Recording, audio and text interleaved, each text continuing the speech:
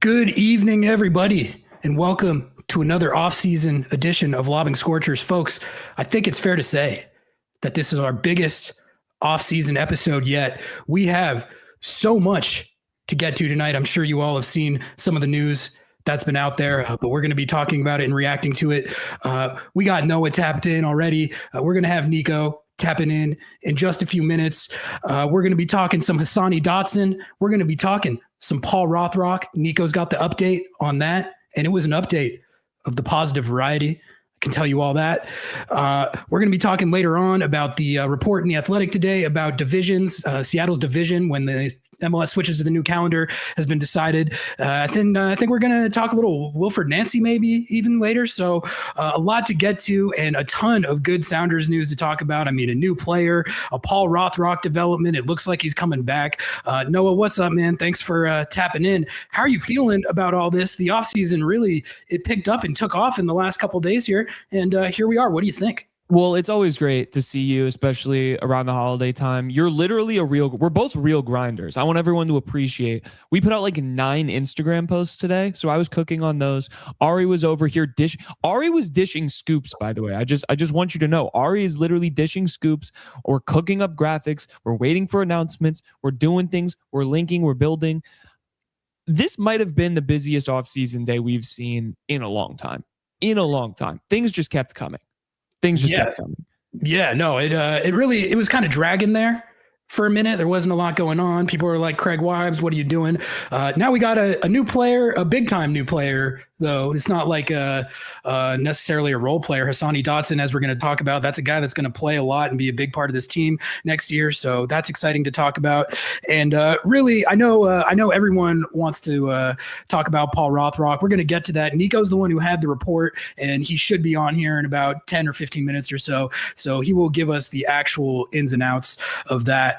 But yeah, it feels good to have roster moves starting to happen. Feels good to have a new player on the squad. Federal Way 253. Shout out Kellen Rowe. Shout out Lamar Nagel. Hassani Dotson joins the ranks of 253ers to join the Seattle Sounders. So that's a lot of fun. And I think for me, don't just the vibes of the offseason. Didn't they get just like a boost over the last couple days? It feels a lot more like there's stuff to be excited about again. And I guess I'll start with that, just my reaction to the Rothrock stuff, which we'll have Nico fill in the details, but it does sound like breakthrough is the term that he used. And my first reaction to that, Noah, was just thank God, dude. Thank God. Like the vibes would have been so bad if he had walked. And I had gotten to a place in my mind where I was like, it looks like he is going to walk. And if he does walk, I feel like the roster can still get to a place where we can feel good about the team competing and contending in 2026. It's not like Rothrock walking would have chalked the season next year, but just from a vibes perspective, it's a big relief, and they're going to need him. Pedro de la Vega is not going to be healthy for the start of the season, and Ryan Kent's gone this offseason. And you still, Georgie is a guy that everyone wants to take a step forward, but you don't really know about that yet. So just having him back, it feels good. It feels right. And really, for me, the biggest emotion I feel about it is just relief. What about you? Is that kind of where you're at with it? I mean, Ari, I don't think it's a shock to anybody that my favorite player on this roster is Paul Rothrock. And so to get my personal GOAT back, oh my God, it was incredible. The engagement, incredible. I think it was a good omen. It was a needed omen, not only for this offseason, but for next season. We talked about a lot last show how this wasn't the end of the world. This was not going to be the end of the world if you transfer out Paul Rothrock, but it sure would be nice. It would sure be nice to have the kid back in Seattle. And I don't know. I just think it's funny because San Jose Earthquakes, like, you got to feel bad if you're the San Jose Earthquakes right now. You do. You've got to feel bad because you almost had a game-changing player on your roster, a perfect Bruce Arena guy. Honestly, like, I thought that was done and dusted. We both did, because it was like, yeah, that makes sense. That's a fit. And yet here we are. The Sounders always win. The Sounders always win, Ari. We cannot be stopped. And frankly, With Rothrock back on this roster, what is stopping us from winning Champions League? What is stopping us from winning Champions League, Ari? It's certainly going to help. He is the perfect type of player for a tournament like that. And I'm just excited we get to watch him in that tournament as part of the Seattle Sounders. And I'm really pleased that we don't have to deal with the emotional blow of having Paul Rothrock walk in free agency. And we just had the perfect person to talk about exactly this tap in. We're going to bring him to the stage right now. It's our guy, Nico Moreno. It looks like he's getting his tech situated over there. But Nico, what's up, man? Thanks for tapping in. We got a lot to talk to you about. How are you feeling after a big day of news breaking? Tired, man. I selfishly added an extra 5 minutes to get this cup of coffee going because I am a little bit, there we go. I am a little tired. It's been a week of a lot of calls, a lot of groundwork, starts with leads and things like that. I lost out on the Carlos Coronel to Orlando City by like 10 minutes. So, man, it's been a very moving situation over the last week. Same thing with the Stephen Fry. If I had not gone for that extra piece of confirmation, probably would have been a good thing. I got to hit the trigger a little bit quicker. But now we get a good one here with Paul Rothrock. You literally, I'm not kidding you. In our Instagram comments, when I made that post, first of all, I have your notifications on. If people don't have your notifications on during the offseason on X or on any other app, like, what are you doing? Nico is literally dropping nuggets every single day. It's like, if you don't have them on, I don't know what you're doing. I get the little notification on my phone and I went, holy shit. And I sprinted over to my laptop and I made that graphic and I posted it. I have never seen so many happy Sounders fans in our comments. Like, Brigaders were clapping. It was like widespread joy and adulation. Everyone was like, this is a Christmas miracle. Thank you, Nico. How does it feel to be Santa Claus? That's what I'm asking. You know what? It is gratifying when so many people are excited. There is a lot of responsibility when it comes to putting something out like that. I was sitting on that for almost 36 hours, just making sure that it had all the right filters, that, it was as far as I think it was. You saw me put out the stuff for San Jose because that's part of the process. It's been a lot of ebbs and flows to the free agency to, Paul Rothrock. He's a guy that a lot of teams wanted on their roster, and rightfully so. Now with the Sounders making head ahead of everybody else and closing down on what is almost eminently going to be an agreement for Paul Rothrock to stay here multiple years. I'm excited, and I love to see and hear people just be rejoiced by it. I mean, I had somebody tell me that his wife was thrilled. I had somebody else saying that his kids were just so excited. So, I appreciate all the comments, and I hope that it does get finalized and the signatures go where they go. I know Paul Rothrock is taking a European vacation, so he is, doing his thing, enjoying his time off. Obviously, the negotiations are being done with his representation. So, man, I just hope that he gets finalized and we have Paul Rothrock for many years more. Question with just clarifying for all of those people who are wondering about your wording. To be clear, the contract's not done, but it should be there. It's like if we were going to give it a percentage or a vibe check, how are we feeling? Yeah, it's 95%, done. I always keep that 5 to 10%, just in case of anything. If I don't hear that it's through the line, I don't say it's through the line. And sometimes it's through the line. But if I don't get that green light, I'm not going to say it just because I can, right? Again, it goes back to that responsibility. That's why I try to do my due diligence on things. But for what it's worth, I am very confident that this is just lacking the last final touches, but that it's all pretty much agreed upon on all accounts. When I see certain green lights from certain sources, I go with things, and that's where this is at. So I don't expect that to change. And Paul Rothrock should be here for several years more. I've been asked a lot of questions about, the money component. As far as I know, and again, this is me giving you guys an estimated guess based on background and what I hear.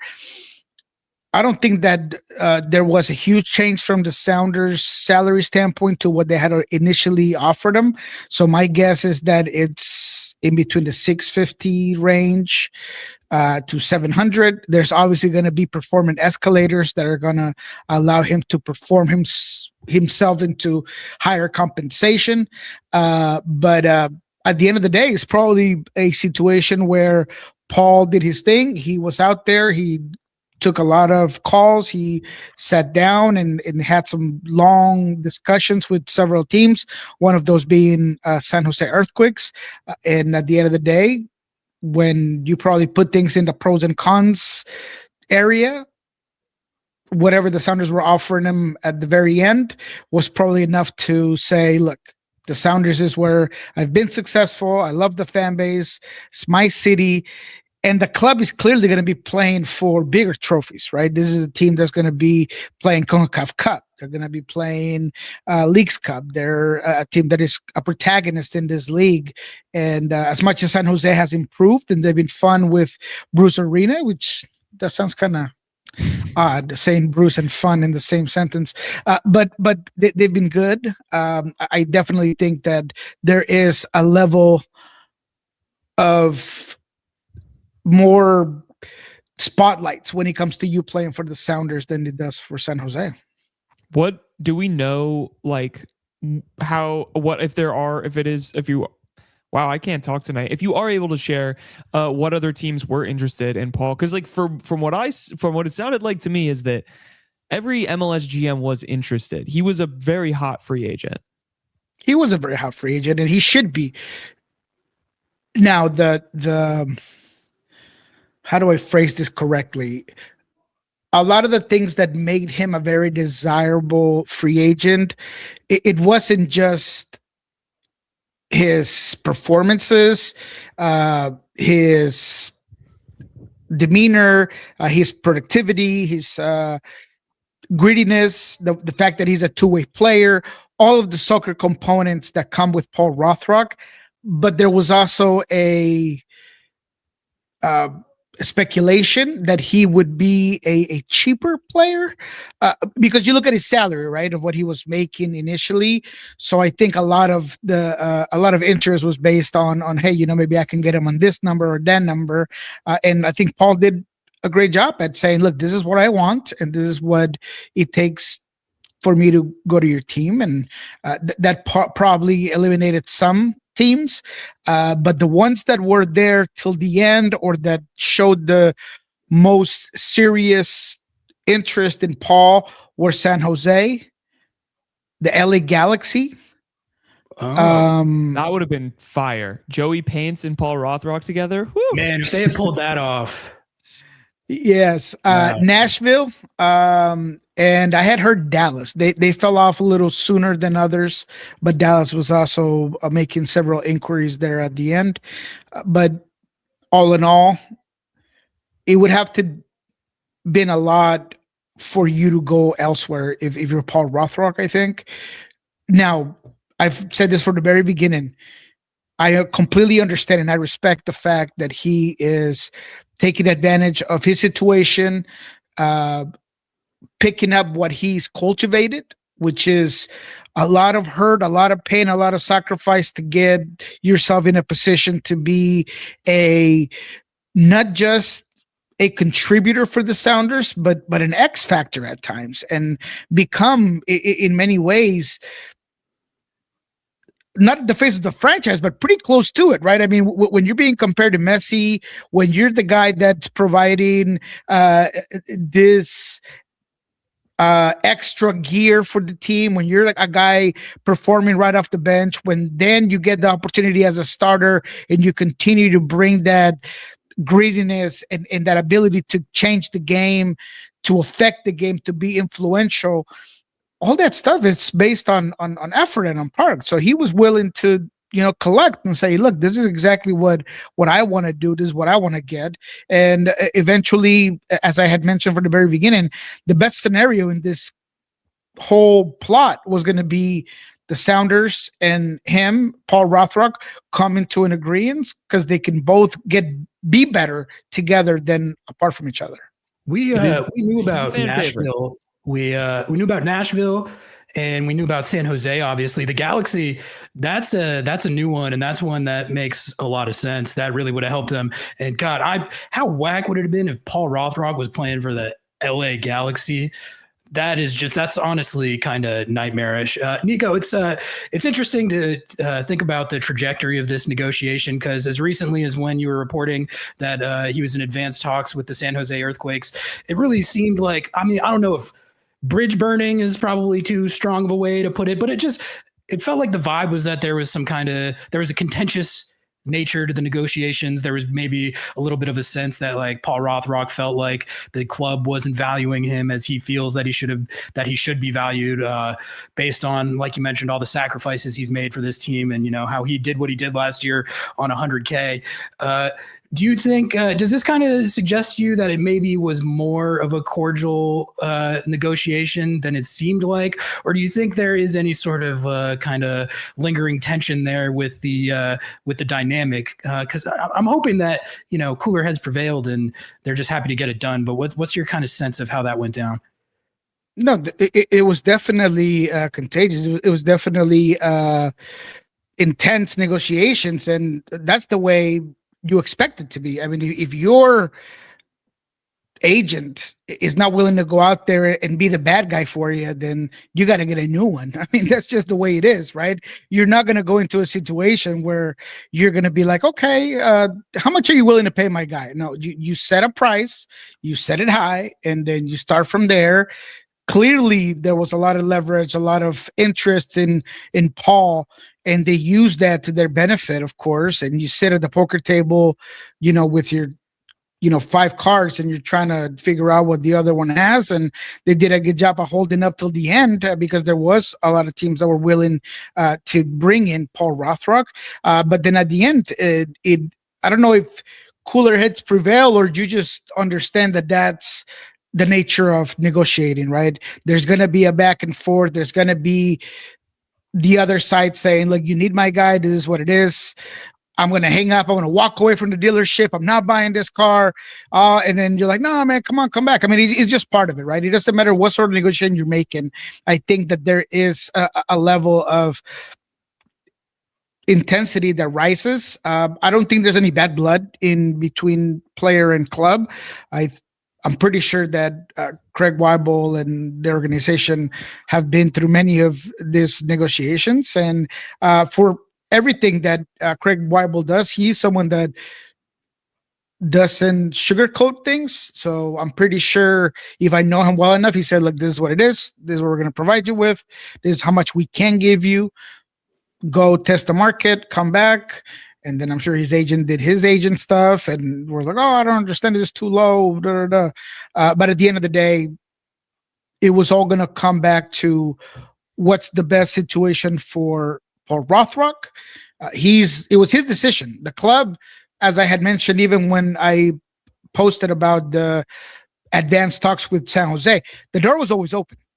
It's just that they were not willing to give him exactly what he was asking for, but the willingness and the desire to have Paul Rothrock was always there from the Sounders, but they allowed the player to make that decision. So ultimately it was Paul who got to test the market, figure out situations, do some addition, some subtraction, some division, some multiplication, and then all of a sudden it turns out with him coming back to the Sounders.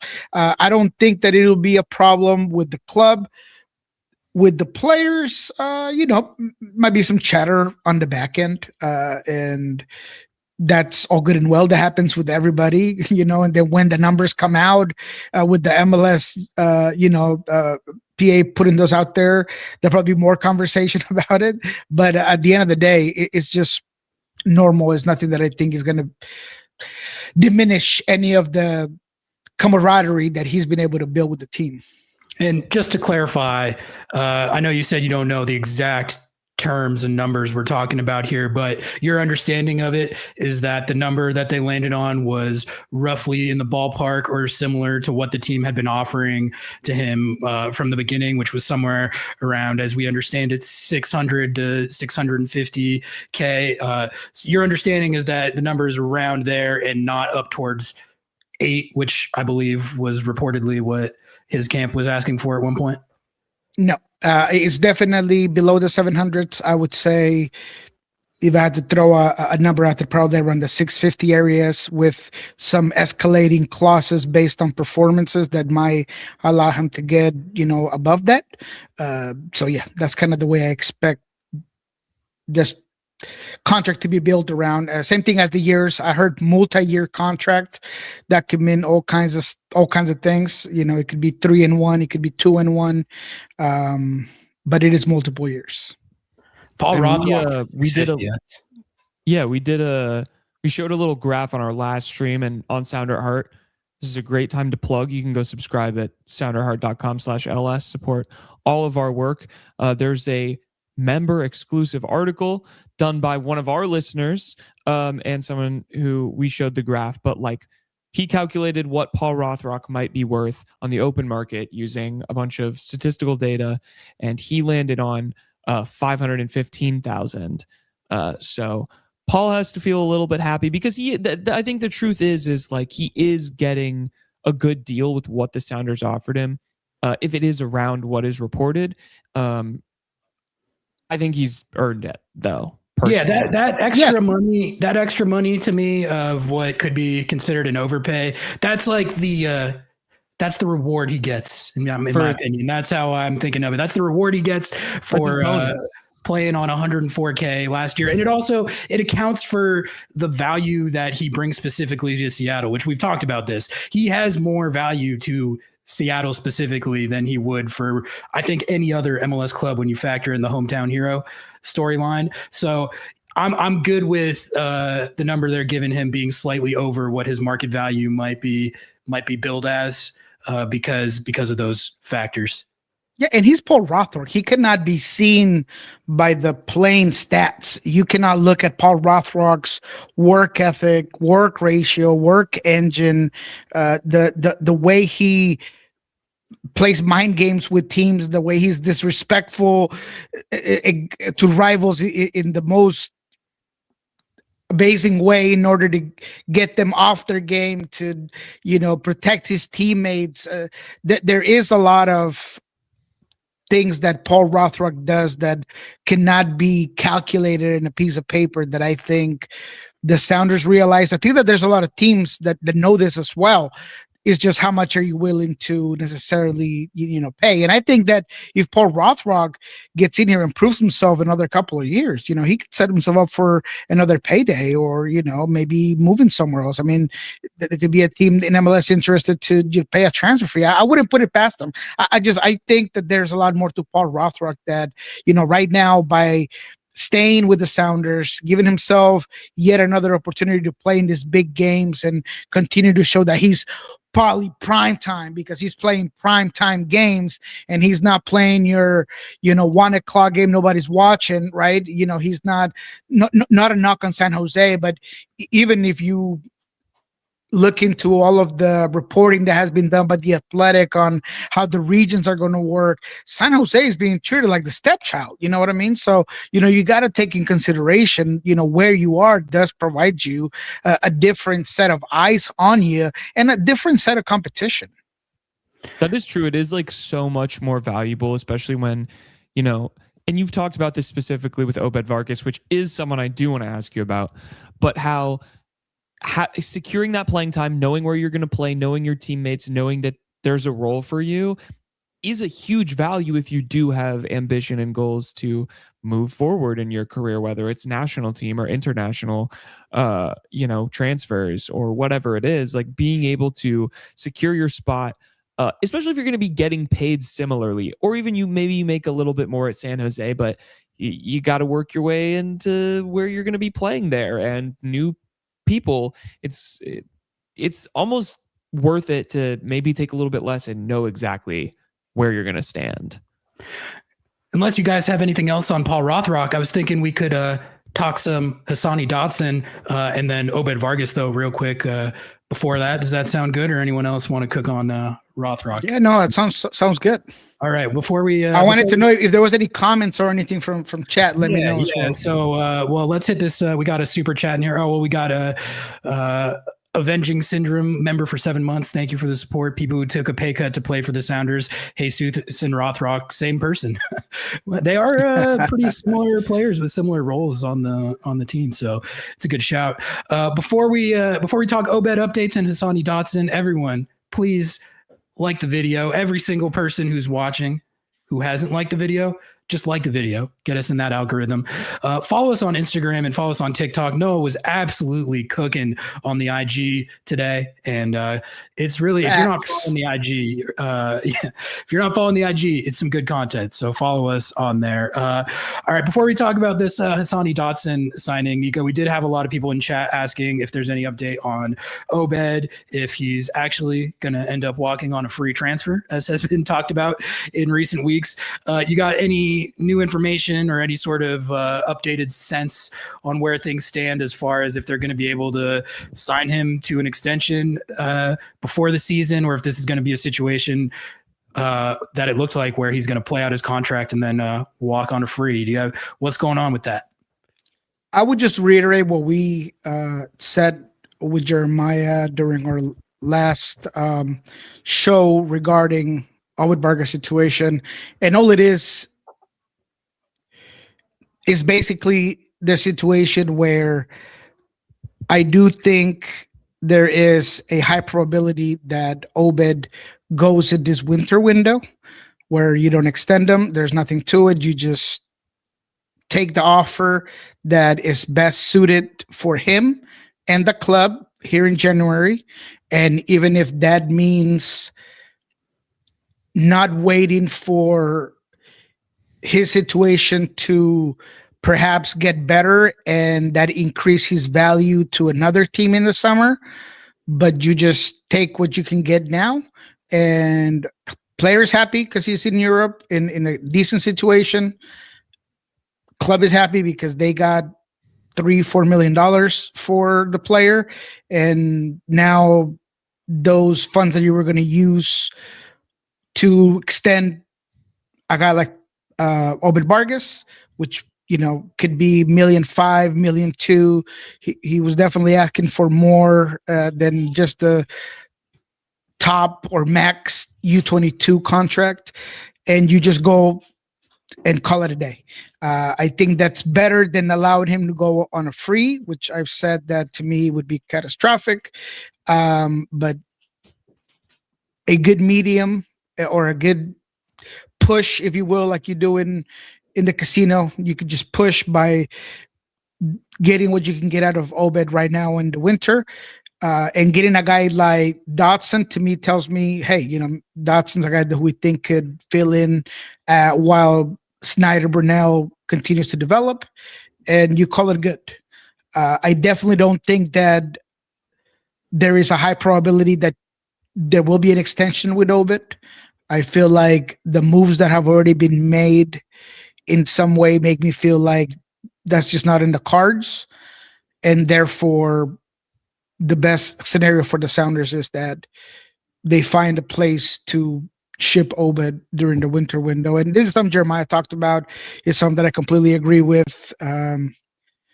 If there is a universe where you don't get anything close to what you want in the winter, and you do have to suck it up, for lack of a better word or a better term, and just see what happens with Obed, playing him one more year on $100,000. you hope that you have the best season ever and you win MLS Cup and CONCACAF Cup and you just cash in on everything you can on Obed Vargas. But even then, it would feel like a bad piece of business if he was to walk away on a free. Literally every single, they could win the Shield, they could win MLS Cup, they could win CONCACAF Champions Cup, and they could win Leagues Cup. And if he leaves on a free and they get nothing, I would still be like, that's bad business. I would agree.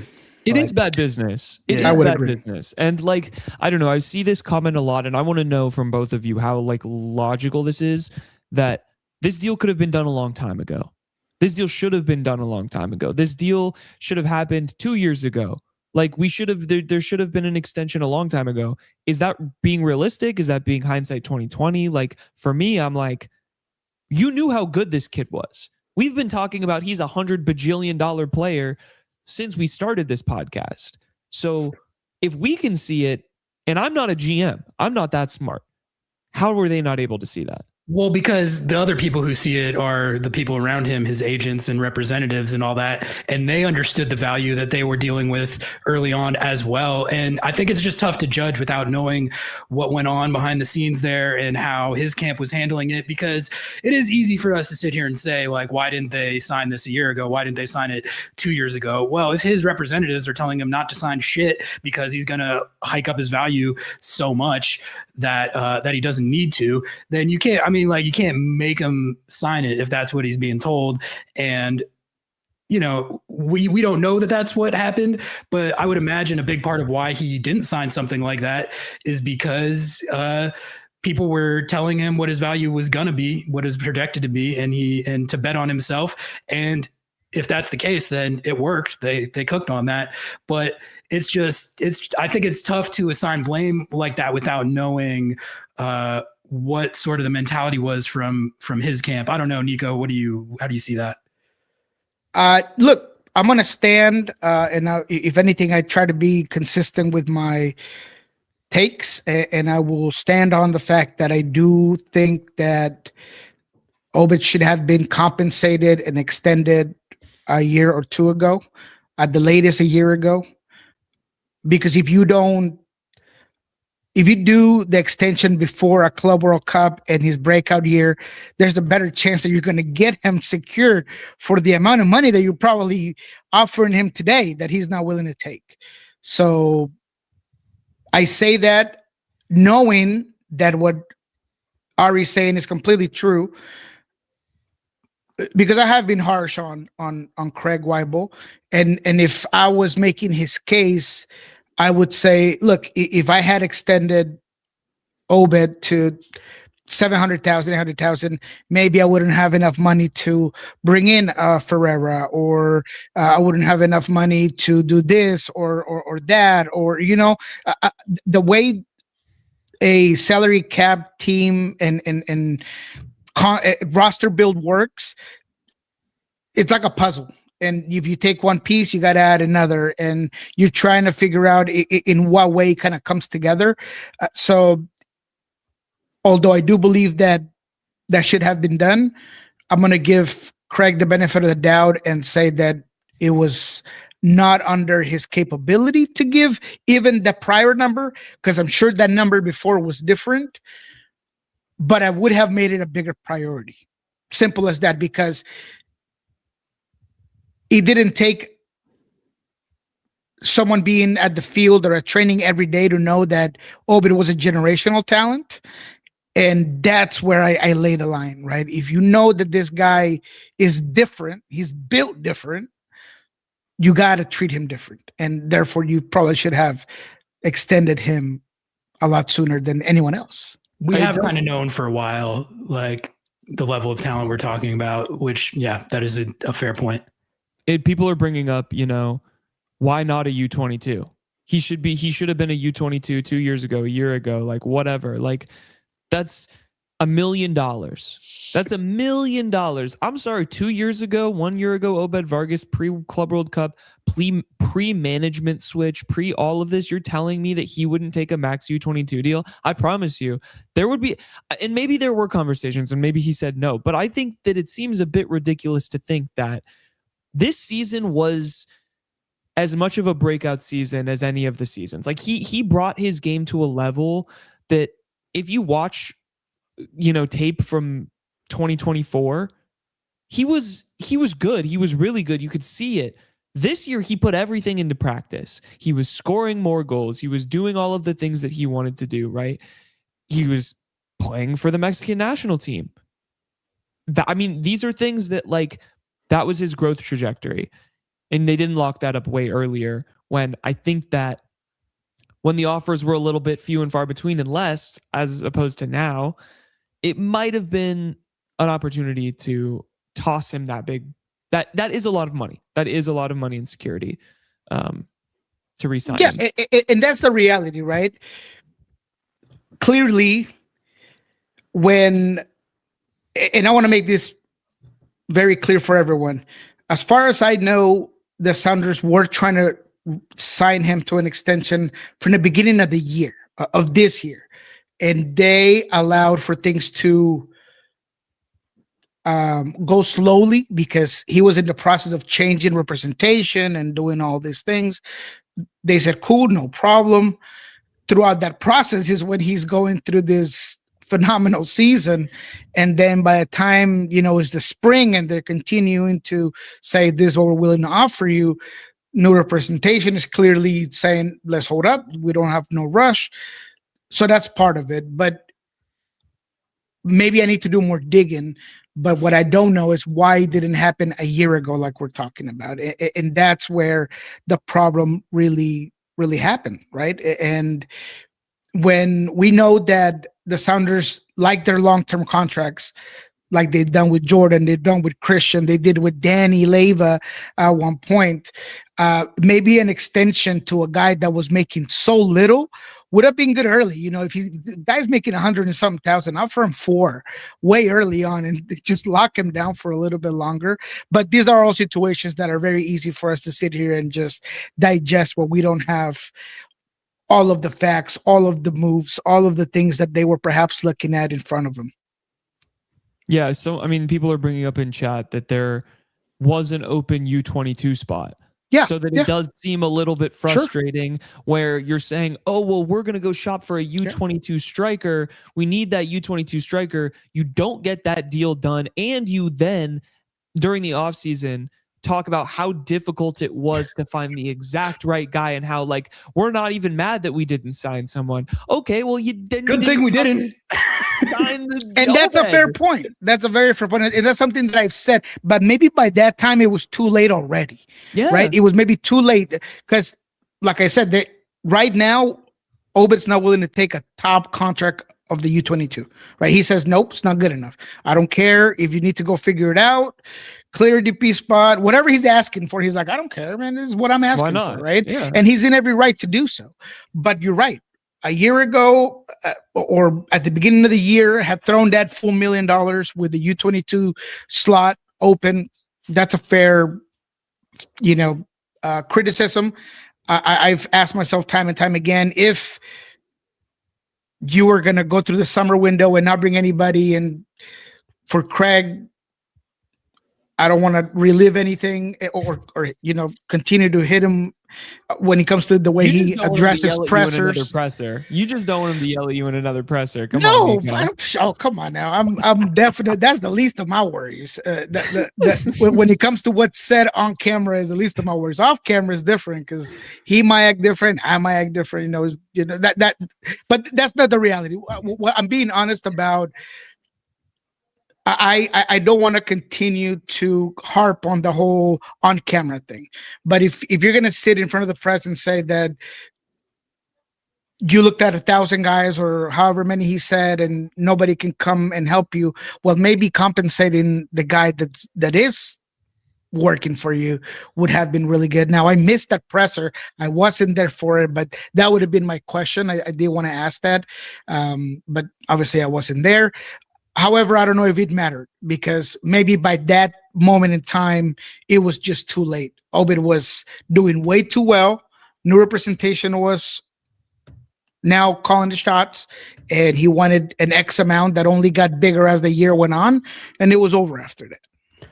I just feel like Have you guys ever seen this situation with another prospect in MLS? Like, I feel like, why can't they just handle it normally like all the other clubs with prospects like this do, and sell him for a bag and not be in a situation where he's about to leave on a free? And then even if you think you're righteous in your justification for that, like, you shouldn't want to do that, right? I don't know. Doesn't it feel like a unique situation to Seattle compared to how these things normally work within MLS? Maybe. I think a lot of it had to do with the type of talent and the situation. The one that it could have been similar is maybe what happens if Aiden Morris doesn't go to Europe when he did, and he stays, and you got to figure him out. I think DeAndre Jedlin was a guy that, he left pretty early on. I mean, this was a totally different MLS, but even then, could that have turned to a different situation if he continued to perform at that level?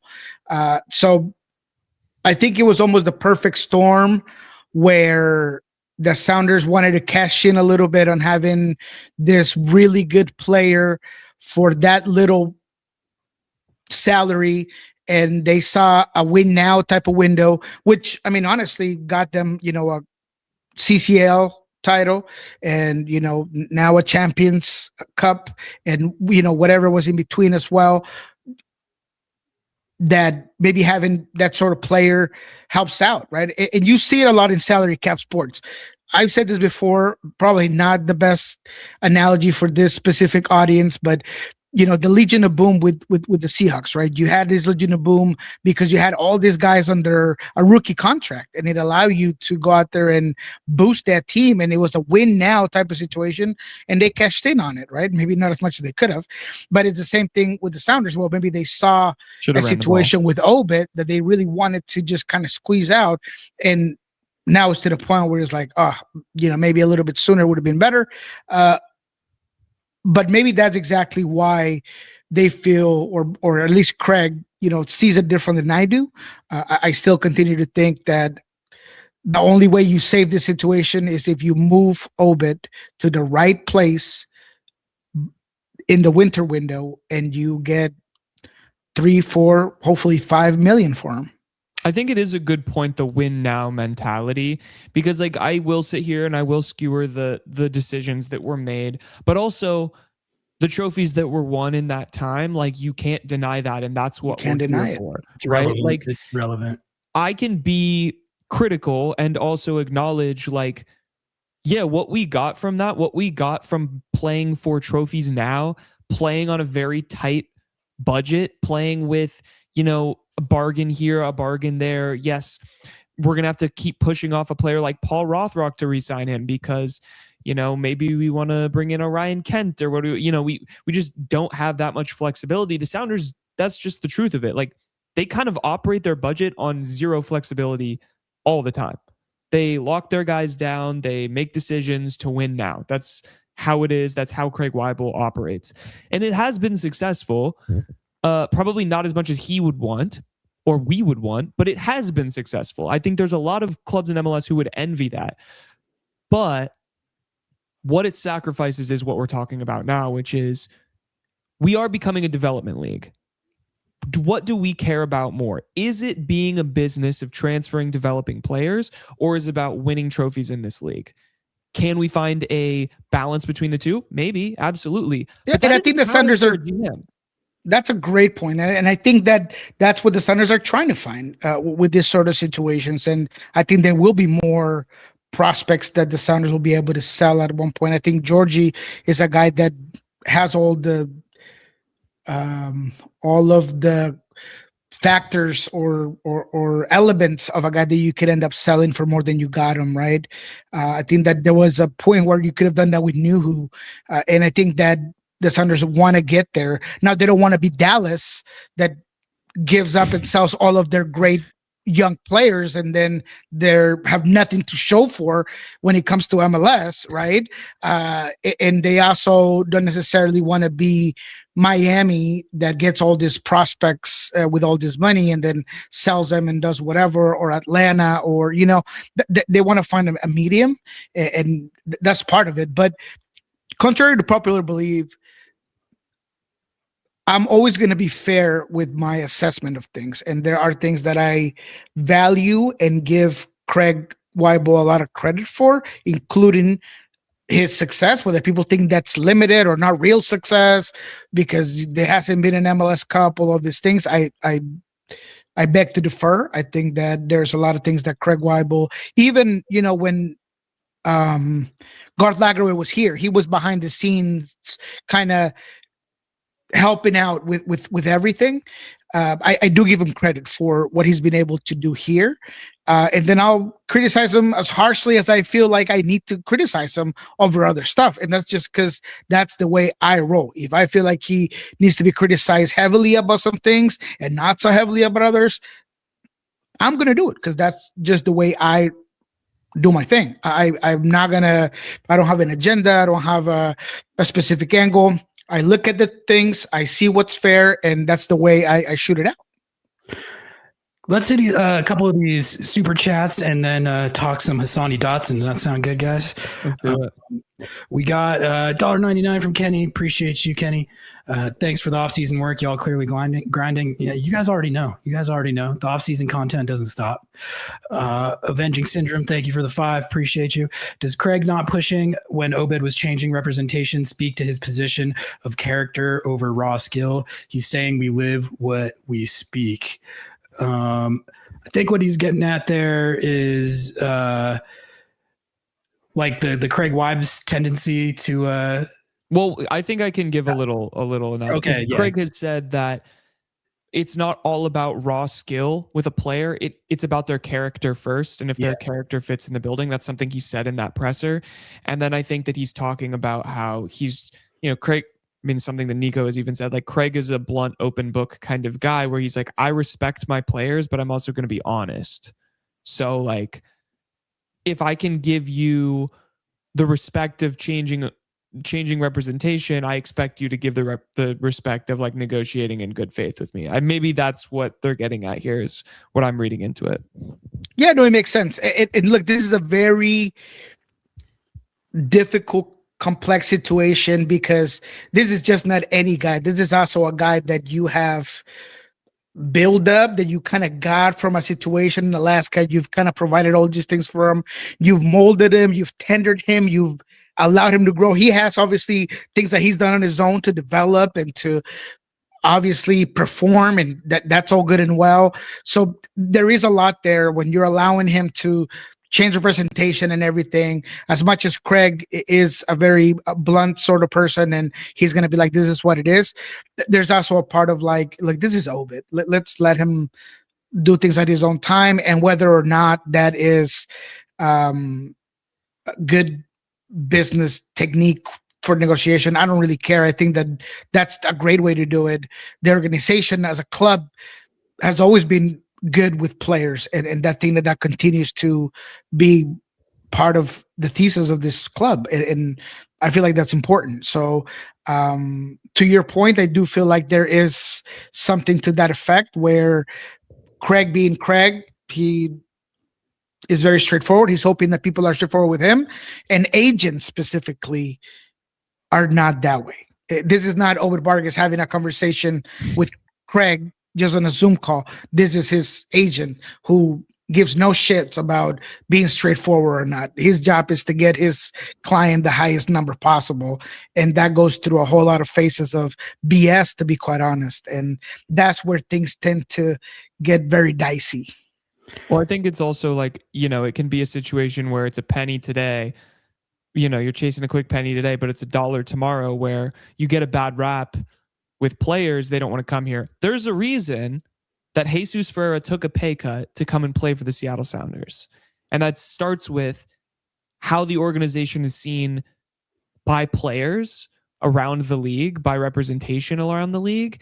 And if you make a bad name for yourself, people don't want to come and play for you. That's just the truth. So I think there is like, even if it is like a tiny, small percentage of that, there is an element of like, yeah, like the Sounders are willing, in a sense, in a very small sense, to lose out if it means sticking with their ethos and sticking with what makes them the Sounders, because that has gotten them to where they are. Pat coming in with the 14 bomb for Poly Primetime, the number of Poly Primetime. Poly Primetime, let's go. Thank you, Pat. Appreciate the support. All right, guys. Yeah, I got about 5 more minutes, so let's talk Dodson, and then we can call it a day. On my end, you guys continue to do your thing. Yeah. Of course, we'll get you I out of appreciate here. you guys grinding. We'll get you out of here, and then we'll probably keep cooking for a little bit. But Hassani Dotson, free agent midfielder, has signed with the Seattle Sounders. Let's talk about our reaction to this acquisition, guys. It's a pretty big one. Like I said at the top of the show, this isn't like one of the fringe role player type of signing. This is a guy who's going to play a big role on the team next year. He's going to play a lot of minutes, and he's going to be an important player. My first reaction was, it's not flashy or splashy. This one is not going to change anyone's place in the famous Lobbing Scorchers ambition ratings. But it is the type of signing that they did need to make. It was an area of need with the departures of João Paulo and Danny Leyva. And with Hassani Dotson, you have a guy who is coming off a pretty major injury, tore his meniscus last year. He didn't really play that much last year. But I can tell you guys, when he has played, he's been a solidly above average to sometimes even better than that center mid in Major League Soccer. He's played for the Loons for the last 6-7 years or so, and there have been periods of time where he's been one of the better players in the league at that position. He has had 2 big injuries. He had the one last year, and then he did his ACL in 2022, I want to say. So everyone's going to get their sounder jokes in on that front. But when healthy, he's been a high level contributor in the league at this position of need, and he's from Federal Way. And I think there's I don't know if there's anything to this, but didn't it feel like when you got guys like Kellen Rowe when he came back, didn't it feel like he kind of got an extra kind of bit of juice at the end of his career there from coming to the hometown club and sliding into a new role, but he just seemed very motivated. So I'm hoping that there's an element of that with Hassani Dotson, where the excitement of playing for the hometown club will bring out the best in him, and he's going to have a chance to show out and show what he can do, because a lot of these minutes that were going to the likes of Danny Leyva and João Paulo, and we don't know what's going to happen with Obed, but Hassani Dotson, if there's a guy on the free agent market that I could have picked for them to fill this type of role, I think when you factor in his skill set and the whole Federal Way storyline, he's about as good a candidate as I could think of. Nico, since you got a jet soon, let's get your thoughts first. What do you think of Hassani Dotson signing with the Sounders? I'm growing to like it a little more. I think initially I was not underwhelmed. I just thought that it was a decent move to add depth. I think that Hassani Dotson has all of the Seattle Sounders, Pacific Northwest, Brian Smetzer checklist of what it takes to be a good player on my book situation. He's versatile. He could play midfield. He could play right back. He has grit. He's a guy that has clearly had moments in his career where he's had to really push and grind through a lot of situations. He's adaptable. But my skepticism, and I hope you guys check out an episode we did with Jeff Reuter, who made me even feel a little bit better about the move. Shout out to him. He's amazing. We did a show with him and Jeremiah that should be somewhere in under our heart already. And he talks all of the good things about him. So I'm just going to allow you guys to check that out when you guys want to, but my concerns are still the same. So here are my top 3 concerns. Number 1 is the high ceiling. Because I am of the thought process that Obed would not be here beyond the winter window, I think of how high is his ceiling in order to take over Obed Vargas at that position. Jeff seems to think that he's ready to be a starting center midfielder in MLS, and I totally give him the right away on that. He knows the player a lot better than I do. I just don't know if it's gonna work the same way or even close to what it was with Obed, because the profile of the player isn't necessarily the Obed type. And now Jeff made a great point about the idea I have with Dotson is under some coaches that maybe haven't allowed him to play, haven't allowed him to be a guy that puts through balls, that's on the ball a lot more, that possesses. There's a lot more of that wonderful and beautiful Ramsey ball that both of you guys just love to talk about. Does ruining this guy's career? Poor guy. Does that change when he's playing for a team like the Sounders, right? But I still feel like when I look at Hassani Dotson's skill sets, you're not necessarily replacing the ball progression, the passing skills, and the vision that Obed, JP, or Danny Leyva take with their departure at some point. So that's one of my concerns. Number two is the money. How much did you pay for him? I think that's a big one for me specifically. When this all kind of came together and I was going over very late in the game, finding out that this was a done deal, immediately my thought was, how much are they paying for a guy that's had multiple injuries, whose best years are probably behind him, and is he given a hometown discount? Because that would make it a better move than if you didn't. So that's another one of my concerns. And their number three is, can he continue to stay healthy? The Sounders have been so unfortunate when it comes to getting players with prior injuries, and those injuries in any other way becoming other problems, whether it's the other knee or whether it's a related injury or the same injury. I feel like it would be something to monitor is if Dotson comes in here. He's already been back, right? He's played minutes in the playoffs, and that's awesome. He's going to come into a full preseason, but I feel like everyone is going to be waiting for that first injury, because that's just the way it is, right? The narrative with the Sounders has been they get these players that have injuries, and those injuries continue to be an issue throughout it. So that's sort of feeding into that narrative makes me a little bit concerned, because it does put a lot of pressure on the player, puts a lot of pressure on the situation. So those are my three big concerns in regards to Hassani Dotson. Can I just say, I like what you're saying, and I love Jeff Reuter, so I trust Jeff's analysis.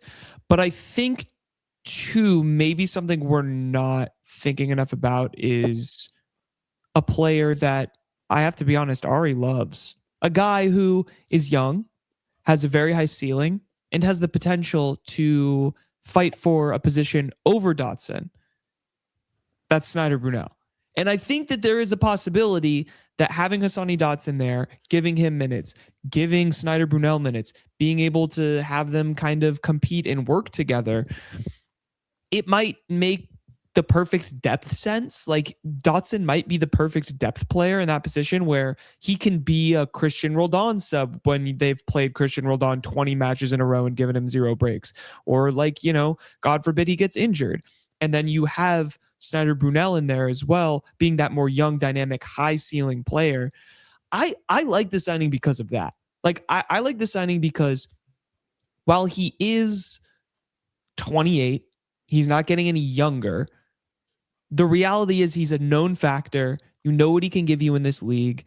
He's from around here. There's an ease that comes with that. And it gives an opportunity potentially for Snyder Brunel to maybe get some minutes in there and be that high ceiling next Obed player without just having to get put in the starting lineup, which when they sold Danny and, we were realizing that Obed might be gone in the next, not this transfer window, but the next one, it was like, oh shit, get ready, buddy. That takes a lot of the pressure off that, I think. Yeah, no, and I buy what you're selling before you go, Ari. However, I think that the reality is the opposite. I feel like they do want Dotson to get first bite at the minute so Snyder can continue to develop and not have to be trial by fire and just work on what he needs to work on, continue to progress, and then eventually maybe he does take over. But I'm buying what you're selling. Nico, do you need to jet? Let me hear yours, and then I'll go. Well, I was just thinking. So first of all, I think he's more of a like for like skill set wise to Christian than Obed.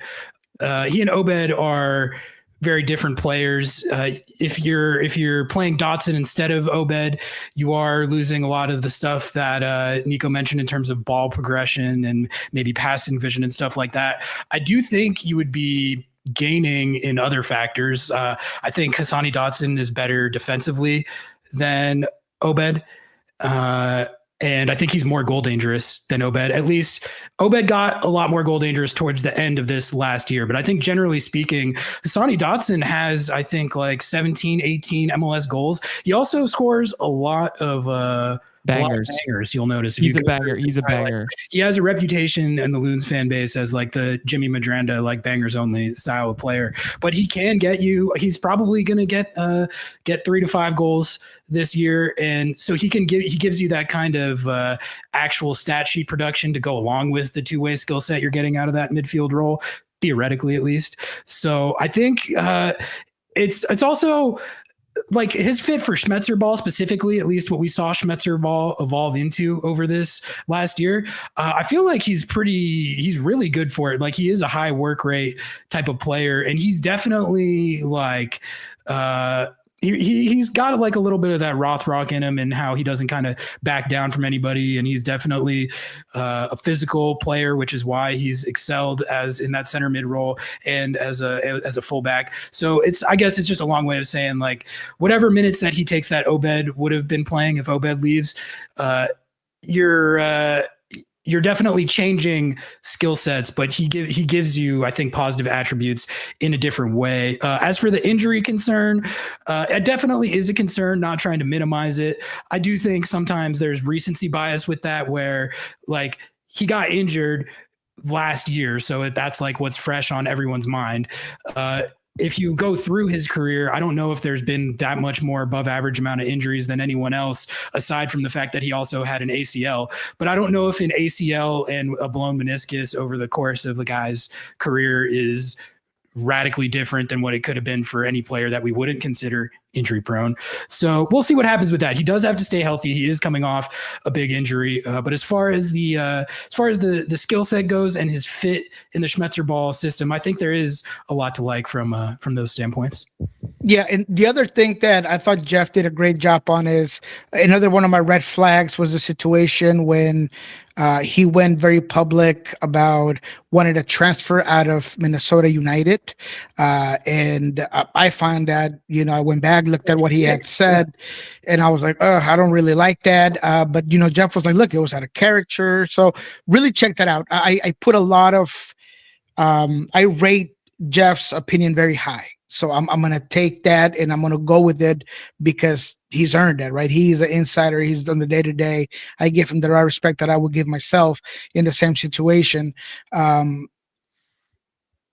I do think that where we can all agree is that you're not necessarily getting a Obed type or even a Leva type.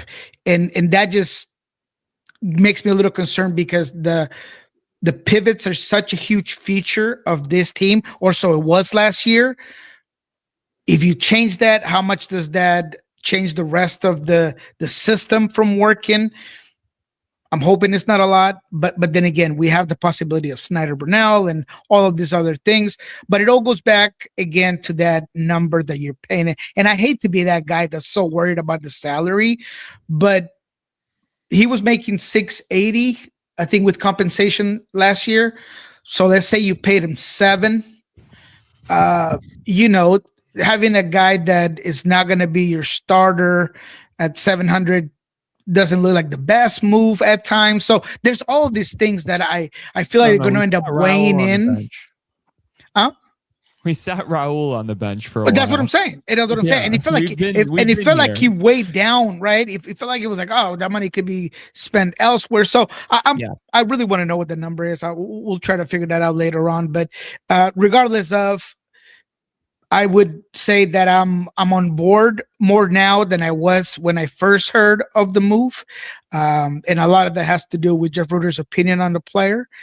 I would say that he's an addition. Is a good addition to the roster, and I hope he goes well. I'm definitely more excited, to be quite frank, and this is the way I'll finish it out today. I'm more excited that the Sounders were able to secure Paul than they were bringing Hassani Dotson. I think that tells you everything you need to know about how good or not I feel about the Dodson situation.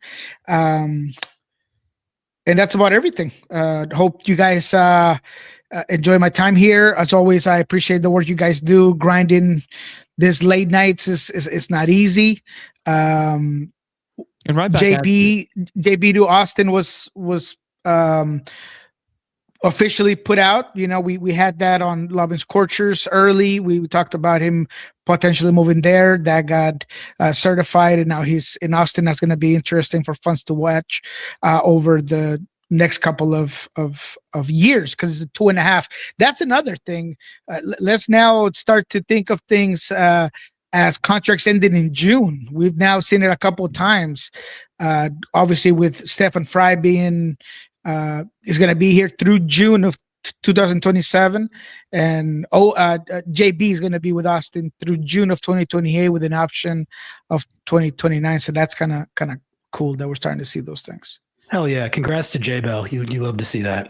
Nico, thank you for tapping in. Thank you for breaking the Rothrock news today. I know you made my day with that one. Made my day Thank too. you guys for the quick trigger there on the IGs. He gets the people going, baby. He gets the people going. I'm glad that we get to promo you as much as we can. Literally, guys, if you don't follow Nico on Twitter, El Rolo NW, Blue Sky El Rolo NW, all of them, put on notifications. It's off season. What are you doing? He literally has every scoop.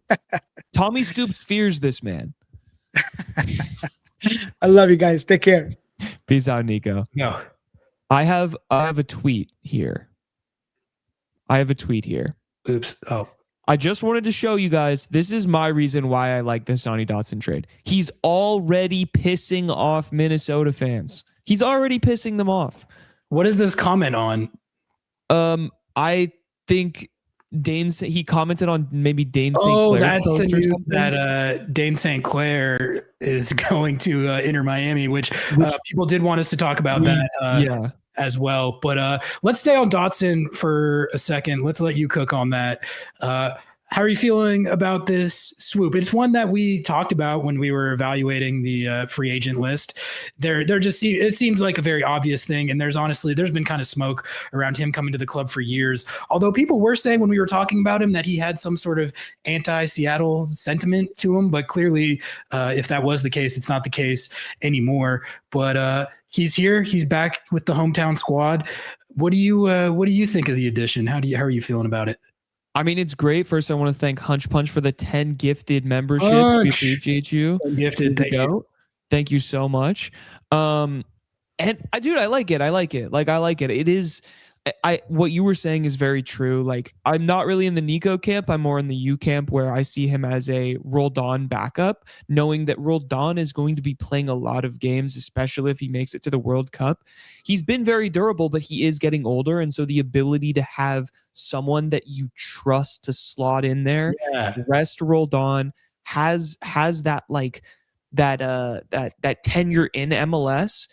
That makes me feel good, because I'm telling you, they really could have used him last year. Yes, they could have used him. They needed that. You were literally talking about this for so long, how they should look for an 8. They should look for an 8. They should look for an 8 with that U22 spot. Instead of a striker. Yeah. That was my agenda. And I think that this is a good in between for that, right? Like, I think it is interesting to see what number he's on, sure. But if you do get good production out of him and you are able to rest and keep Roldan healthy, that's tight. I dig that. And honestly, I got to be honest with you, if they do sell Obed, I want them starting Snyder. I want the trial by fire. I don't care, man. I want him to play. He's ready. He is ready. He is. See, I don't think Dodson signing precludes Snyder from playing a lot next year. Everyone's going to play. There's like 70 games in 127 different tournaments that they're going to have to play in next year, just like there was this last year. And that's why, like, I'm less concerned about the number unless it's something insane. Like, even if he's not technically like a starter in the first choice 11, Hassani Dotson's going to be starting a lot of games, like given all the competitions that they're playing. And you can't, contrary to popular belief and contrary to what the Seattle Sounders tried last year, you cannot play Christian Roldan every single second of every single minute of every single one of those games. This gives you a lot more cover. Like we had, like someone in chat was saying, well, they had Danny Leyva that could have spelled Christian. I don't think it's the same thing. It's an entirely different skill set. And I think that Danny Leyva's strong attributes, doesn't it feel like Hassani Dotson's skill set's just a better fit for Seattle's system than a guy like Danny Leyva, who's got a lot of really strong attributes and is very talented, but in ways that maybe don't lend itself to Seattle's system in particular, in a way that I think Hassani Dotson's skill set actually does. Like he's pretty similar to Christian, honestly, in a lot of ways. Like he's got that work rate, like willingness to cover ground and do dirty work that Christian has. He is not as good a facilitator as Christian or Obed, but he's decent enough. And like I said, he's more goal dangerous than a lot of the other options that they would have had for this spot in the past. So I think from that standpoint, it definitely, I can see the logic behind why they did it, and I'm looking forward to seeing what he's got to offer. Just because I feel like it might be more than people think. It's one of those intra MLS moves that's people are not gonna be praising this very much. I don't think the pundits are gonna have much to say about it. I think a lot of the fans are happy because of the Federal Way connection, but maybe not necessarily because of anything they know of him as a player. I mean, this is a player who.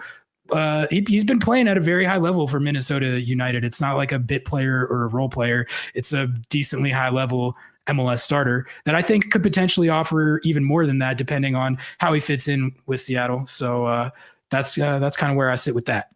I'm right there with you, and I think that it's just a smart move. Like, it's just a smart move. It's nothing flashy. It's nothing crazy. It is kind of what we've come to expect from the Sounders. Sure, like, I think it's fair to be questioning signing a guy coming off of a major injury. Absolutely. Like, fair enough. But I think it's also a little bit of PTSD, right? Yes. Like, I think that we have maybe gotten a little bit like hung up on that because we have seen someone like Pedro who, whatever, there's just been luck involved in that. And I don't know, man, like I think that he's going to find his role. I think it's going to show to be a solid signing. It may not be the greatest signing in the world, but that's not really the point. The point is that, like, we needed a player like this last year. There were games and points in the regular season very specifically that I remember where Christian Roldan was having bad games or he wasn't available, and the whole pivot was just a mess. And so finding a guy who has a defensive work rate similar, it's and can play fullback at a high level. Like that's another thing they could have used last year too, is more cover there. Like it's going to limit situations where remember there was even situations last year where you had like Alex Roldan like playing center back and shit, like stuff like that happening with the fullbacks, especially when you consider that. Which honestly, maybe Alex Roldan should convert to CB because he played pretty fucking good when he was there.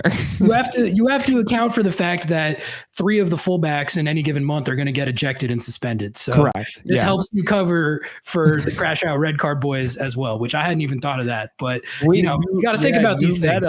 You got to think about these things. Everyone's the CB, new meta. Exactly. Yeah. No, I mean, people are concerned about the injuries, and I get that. I feel like it's not as chronic as people are making it sound. Like it is, he was injured last year, yeah, and he's coming off that injury, but it's not like he's been limited for like 5 years in a row type situation. He's been, I'll pull up his player page, but he has played a lot of MLS minutes over the years, so he can't have been that injured. I understand. That could be cope. That could be cope because he did his ACL too. But let's take a look at this. He has played 149 MLS games and over 10K minutes for his career. He did only play in 8 games last year. The 2 years before that, in 2024, he played 29 games. In 2023, he played all 34 games. 2022 is the year he did his ACL. That was only 7 games. But then in the 3 years prior to that, he played 29, 18, 24. So his track record has largely been durable, except for the 2 seasons where he got hurt. So that might be cope, but I don't think it's like people are making it sound like this guy has like never played before because his knees are always torn to shreds. I don't think that's quite accurate. No, I agree. I'm pro this move, and we'll see how it goes. We'll see how he fits in, but it's whatever. People can be mad, but it's a good move. It's a smart move. Well, I will say, to be fair, like the injury concerns are valid, and by and large, like if you look at our comments and stuff, people are like, hell yeah, 253. 253 type stuff. Yeah. So it hasn't been getting as panned as a Craig Wybes intra MLS move usually does. Like the Ferreira trade got way more negative reaction than this. That's and true.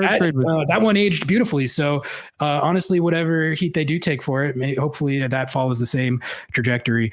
No, anything else on Dotson? Everyone loved the Ryan Kent move. Everyone loved the Ryan Kent move, including us. And what happened? Yeah. Yeah. So you want to talk about injuries? Yeah. Let's talk. What are we gonna do? What are you gonna do? We'll see what happens. Maybe he gets injured again, but I don't know. I don't see like that much of a reason to think that off 1 year with a torn meniscus, but that's just me. Noah, you want to hit Ryan Saylor move real quick, and then we can get into this other stuff. Yeah, great name. Yeah. So, okay, that's, as a couple of people have pointed out, the Seattle Sounders have also signed a player named Anchor and a player named Saylor. And Anchor, great name too. In the last few days. So that's a good bit. Craig is doing bits for us. So you all should appreciate him for that. You got a Saylor, you got an Anchor. Anchor, I know literally nothing about, but as like a third goalkeeper, Jacob Castro guy, seems fine to me. Based on what I saw, he's better than Jacob Castro. Yeah, he's better than Jacob Castro. Better than Jacob Castro. Ryan Saylor is more of an interesting one, I think, as far as like what role he could play on the first team. I also don't know all that much about Ryan Saylor, but from what I can tell, he was a star player for Udub. He played with KKR and at least one other guy on the Sounders. I can't remember who, but he was a really good player for UW. Got drafted pick in the draft, dude. Yeah, he's a top 10 super draft pick. Inter Miami drafted him and kept him these last 4 years. And from what I can tell, he actually played a fair amount his rookie year. He played like 20 games, over 1,000 minutes. And then ever since then, they have kind of just been stashing him and not really playing him. The last time I heard about him actually was Javier Mascherano gave him minutes in Inter Miami's like on decision day. I think they were like way ahead or something. And he gave Ryan Saylor minutes as like, I think a recognition of him being a hard worker in training or whatever, which I actually thought that was a good move by Mascherano. Like that was an example of him showing more like aptitude for actual coaching than I would have thought. Like giving the guy Javier Mascherano, who is of the Messi and the Barca boys ilk, giving minutes to a random super draft pick like Ryan Saylor like that. I was like, that's nice. Good job, Javi Mascherano. He cooked there. But now Ryan Saylor is back with the Sounders, and I frankly have kind of no idea what he has to offer because he hasn't played a lot of minutes since his rookie year, which was in 2022. But it is another local guy coming back, so that's kind of cool. I guess that's the theme of the offseason. You have any thoughts on Ryan Saylor? I really have not watched him play hardly at all. I mean, he's definitely I've seen him score a couple of goals. He played some preseason games with Miami when they did their Asia tour. He scored a goal against some random team somewhere. He had an Open Cup goal. So I was watching some of his highlights there. He's like a defensive prospect. Like no. He's like 27 though, so it's like prospect. Yeah, like I mean, I think he's a John Bell attempt replacement. Like I think that he maybe. I think it's an unknown. I really don't know that much about him. I think John Bell is like a good comp for the type of role that he's going to play on the roster. I think John Bell rotational defender. Better. Like John Bell had more minutes because he was playing St. Louis, but he was like a fringe type of player. But like I think that the John Bell like comparison is probably the closest that I can get for people to just like get it. Yeah, they're different in that John Bell can play a little left back, which I don't think Ryan Saylor can do. But as far as a rotational defender who isn't going to be your first choice starter or even like your first CB off the bench, but can fill in those situations where it's needed, where you've got injuries or a ton of rotation and play like 30-minute substitute cameos or make a spot start when needed. It's probably what we're looking at with Ryan Saylor. But who knows? Honestly, he could have more to offer than that for all we know. He never really got off the bench at Inter Miami the last few years, but that's not always because he can't play. It's just like there's other guys that they feel like they need to play above him, like Maxi Falcone or whatever. One of the worst crash outs in the entire league. Yeah. One of the worst CBs in MLS. But well, I guess that's kind of like a not good thing is that he couldn't play over a guy like Falcone. But and being a bad CB in MLS means you're just like a really, really bad CB because famously, according to everyone on the internet, MLS doesn't defend. So that's like it is true that like some of the lowest salary is spent on the back line. And yeah, there is truth to that. So being a really bad MLS CB is actually but Ryan Saylor, we don't even know if he's bad or good because he hasn't played a lot. So let's we'll see what happens with that. That's all I have on Ryan Saylor. It's just frankly not a guy I know a lot about. I mean, it's cool. He's a UW guy. He's coming back. UW guy. I think that clearly, he's got that similar defensive. I mean, he played with Miami for 4 years. He went on the bench. Clearly, Mascherano liked him for his work ethic. And if Mascherano likes you enough to put you in a game, even giving you charity minutes at that point, I think that says a lot to like your attitude because Mascherano is just fucking doesn't care. You know what I'm saying? So like he clearly made an impact. Well, and to me, that's a message. That's a coach being like, just because you didn't play this year doesn't mean you didn't deserve to. Like, right. That's sort of what I take from the fact that he did that. So that indicates that he probably was at least training well with Inter Miami, and the coach liked him. So that's something positive. Yeah, no, I agree. We'll see how it comes up. But welcome home, kid.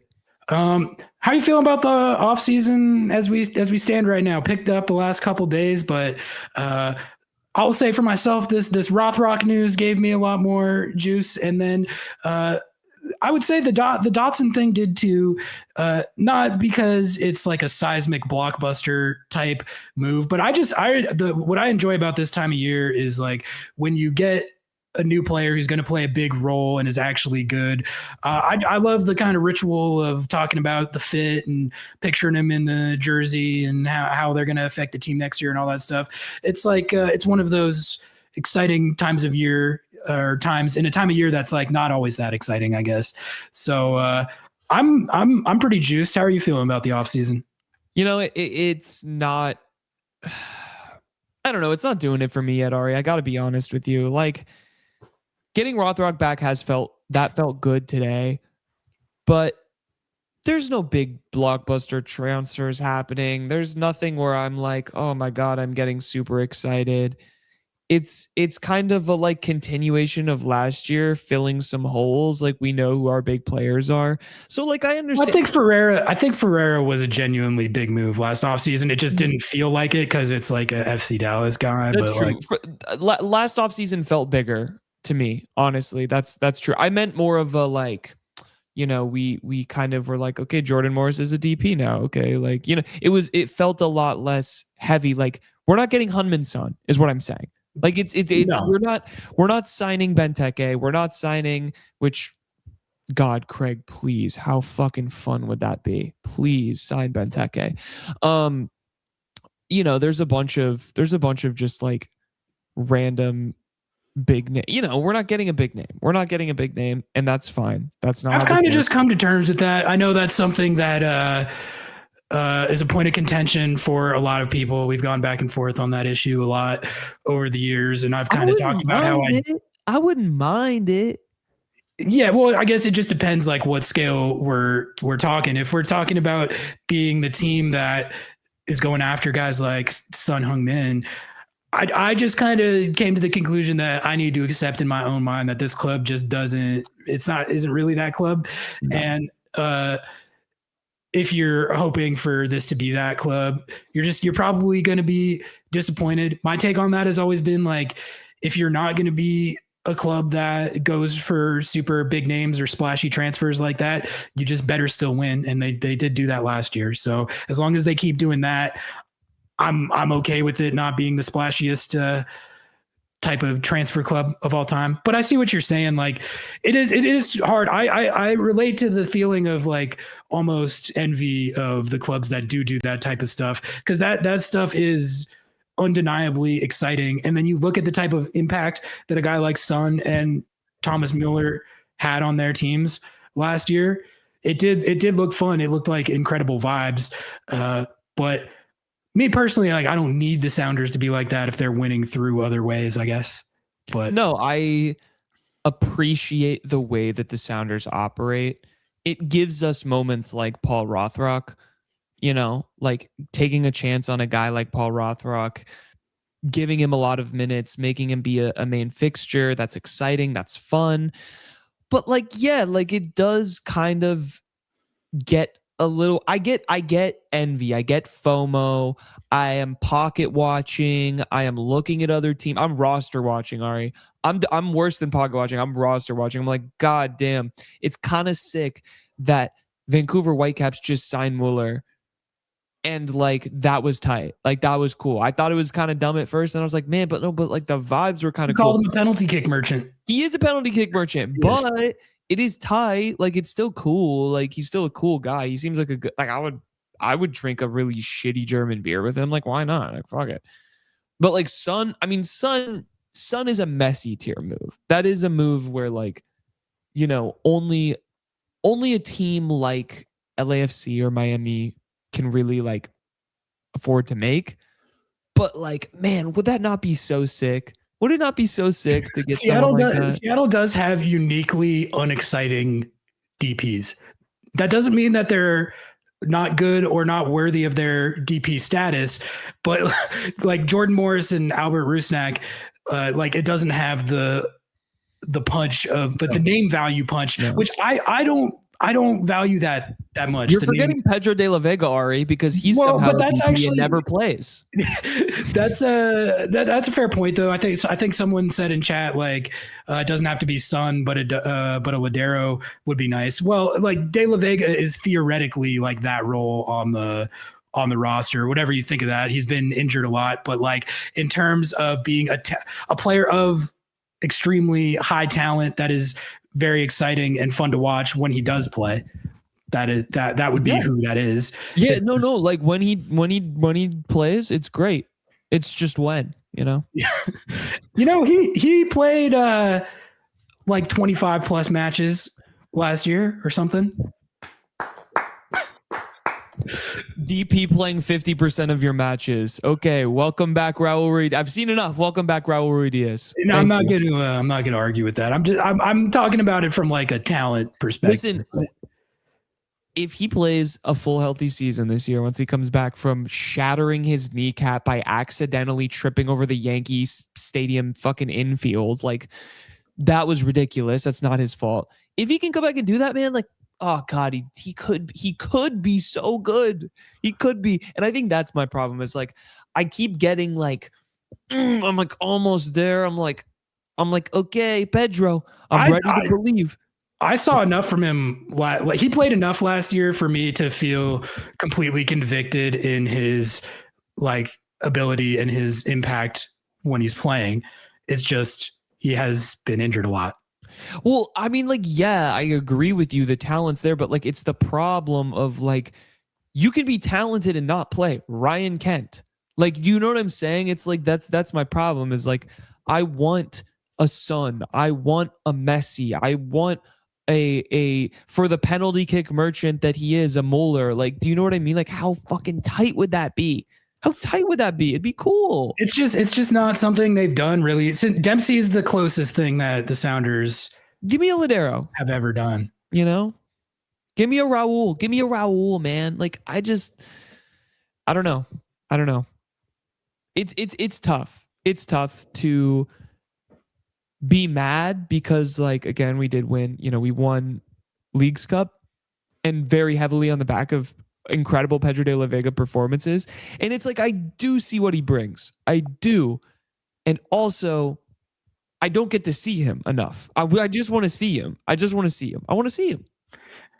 I think it's important that he like make it through a full season to show that he can do that, but also, you know, just so we can see if he can have the actual sustained impact of some of those other DPs in the league, because I think he can, and I think he did. I think we saw that for, like you said, like he carried the team through Leagues Cup where they were by far the best team in that tournament, and it wasn't even close. Look at the standings. I did this recently. Look at the standings again from the Leagues Cup like opening stage or whatever. Like they were clowning on everyone out there, 7-0ing Cruz Azul. So it is just a tough situation because the ceiling is so high. And it just feels like we haven't got to see it consistently enough. But I don't even know how we got off on that. Do you want to talk about this UW natty and then get into let's do it. Your stuff? All right.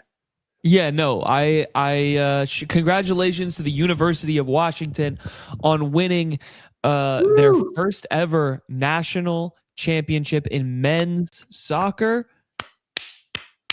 Many good prospects have come out of the University of Washington and play for the Sounders. And so somehow, in a way, this feels like a Seattle Sounders W.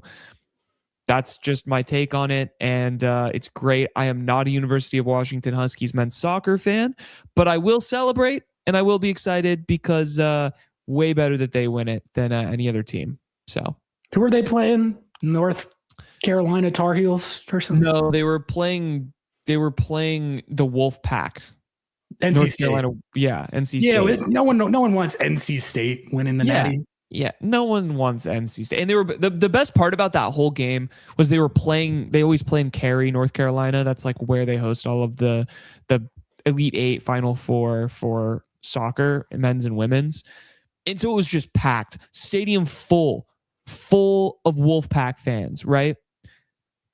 And like when they scored that game winner, it was just silent. And it was like the sickest thing ever because they equalized twice and it was just, you know, the most rowdy crowd. Everyone's getting stoked. You know, it's 2-2 late game, 3 minutes or like a couple minutes, like 1 minute left and they score their game winner. And yeah, it was kind of awesome just to like shut up 14,000 North Carolina. That was fire. Like that must be one of the best feelings as an athlete, like even better than making your home crowd go crazy, just shutting a stadium of people like that the fuck up. Like that must be the greatest feeling you can have as a player. And it was a sick moment to get to watch their team do that, but like also just have a moment like that, a golden goal game winner in the natty on the road. Like that is some real, and I didn't even realize they were that good. Like I thought UW was good, but not like natty good, but apparently they are that good. And I haven't looked into it that much, but do you know how much, like how many Sounders connections there are as far as like academy kids or guys like Christian Roldan that they're going to rig the super draft to go get or anything? I don't know. I haven't done any research, but I will say for you, University of Washington was unranked and unseeded going into this tournament. So they made a very impressive run. The women's team also did. The they made an incredible run and made it into very deep with it. Were they in Elite 8 or Final 4? Chat can help me out with that. But obviously it was, it was kind of a very romantic, I don't know if romantic is the right word, but like a very like Cinderella run is what I was looking for both of these teams. And that rocks. Like that's so great. And the UW women's team did have a death in their team, and so it was just this very like this the story of it all was very impressive and important and cool. And this is the like Seattle connection. 20 of the 29 players are from Washington State. So this is the hotbed for soccer in America. Like you can say it's Dallas, Texas. You can say it's Texas. You can say it's New Jersey. You can say any state you want. But when it comes down to it, Washington State, we know how to play soccer. And we know how to play soccer in the rain. We know how to play soccer in the rain. Can you say that for Dallas? No. 120-degree heat. Trust me. I was FC Dallas Academy. I when it would rain, I would have my best games because no one knew how to play down there in that. So just saying. Think about it. They're good at playing in the 120-degree heat, but that's not a skill that should be admired. No, it wasn't. You can adapt to the heat, the rain. That's something you got to train from when you're a kid. So, shout out to UW, man. Shout out, congrats. People say they want Richie Amon. I don't think he's going to be a Sounder. I think he's going to be drafted. The Sounders don't have a first-round draft pick, guys. He will not be a Sounder. They don't pick until the midway through the second round. So if you're planning on watching the Super Draft tomorrow, which I have no idea why you would be doing that unless you have to, like I do. I'm watching it. Are you kidding me? Come on. You're gonna watch the whole thing? I think it's also like not even possible that the Sounders are going to buy a super draft pick, because I saw one went for it was either $300,000 or $400,000 in GAM. I was like, what the fuck are we doing? A super draft pick watching the in 2026? I thought this was dead. It's not, by the way. I want to let everyone know, including the okay, I've got to go on a rant here, Ari. Is this you cook for a second? You had something to say, and then I'll rant. Well, it's just always funny looking at the different approaches that different clubs take to the super draft. Like most clubs don't really give a shit about it. Like Seattle has first round picks some years. This year they don't, and they've used it at different points to great effect. Christian Roldan, super draft pick. But then you had the year where FC Cincinnati, before their expansion season, loaded up on 20 super draft picks, and we're like, we're gonna bring our USL squad up and then just fill it out with super draft picks, and that's gonna be our team. And they just immediately wooden spooned so hard. But then I was going through all the picks that people have this year today, and it's like the Colorado Rapids have 9 selections. What leg up do you think this gives you to have that many? Even if you want to put a big emphasis on the super draft because you think you can finesse some depth out of it, that's too many picks, Colorado Rapids. You're not gonna. There's no way, as detailed as their scouting department is, there's no way they know the super draft pool well enough to make 9 well-informed selections. I don't know. It's just there's 3 or 4 teams, and it's usually the same ones that just load up on super draft picks, and it's never any of the teams that are all that relevant. So it's also never any of the teams who know how to develop players. It's really funny. when is the last time a Colorado Rapids player made it out the mud? Not who's the guy they transferred recently? They did Austin Trusty, Cole Bassett. That's who I'm thinking of. Okay. And what's he doing? He did not do anything wherever they transferred him. Right. I haven't heard that name. I haven't heard that name in years. He's back on the Colorado Rapids. Yeah, he's back on the Rapids. That's how bad he was. He's back on the Rapids. What are we talking about? But James has it. James has it. Bombito. They cooked with that. Bombito, yeah. They cooked with that. But this is what I'm talking about, okay? This was my rant.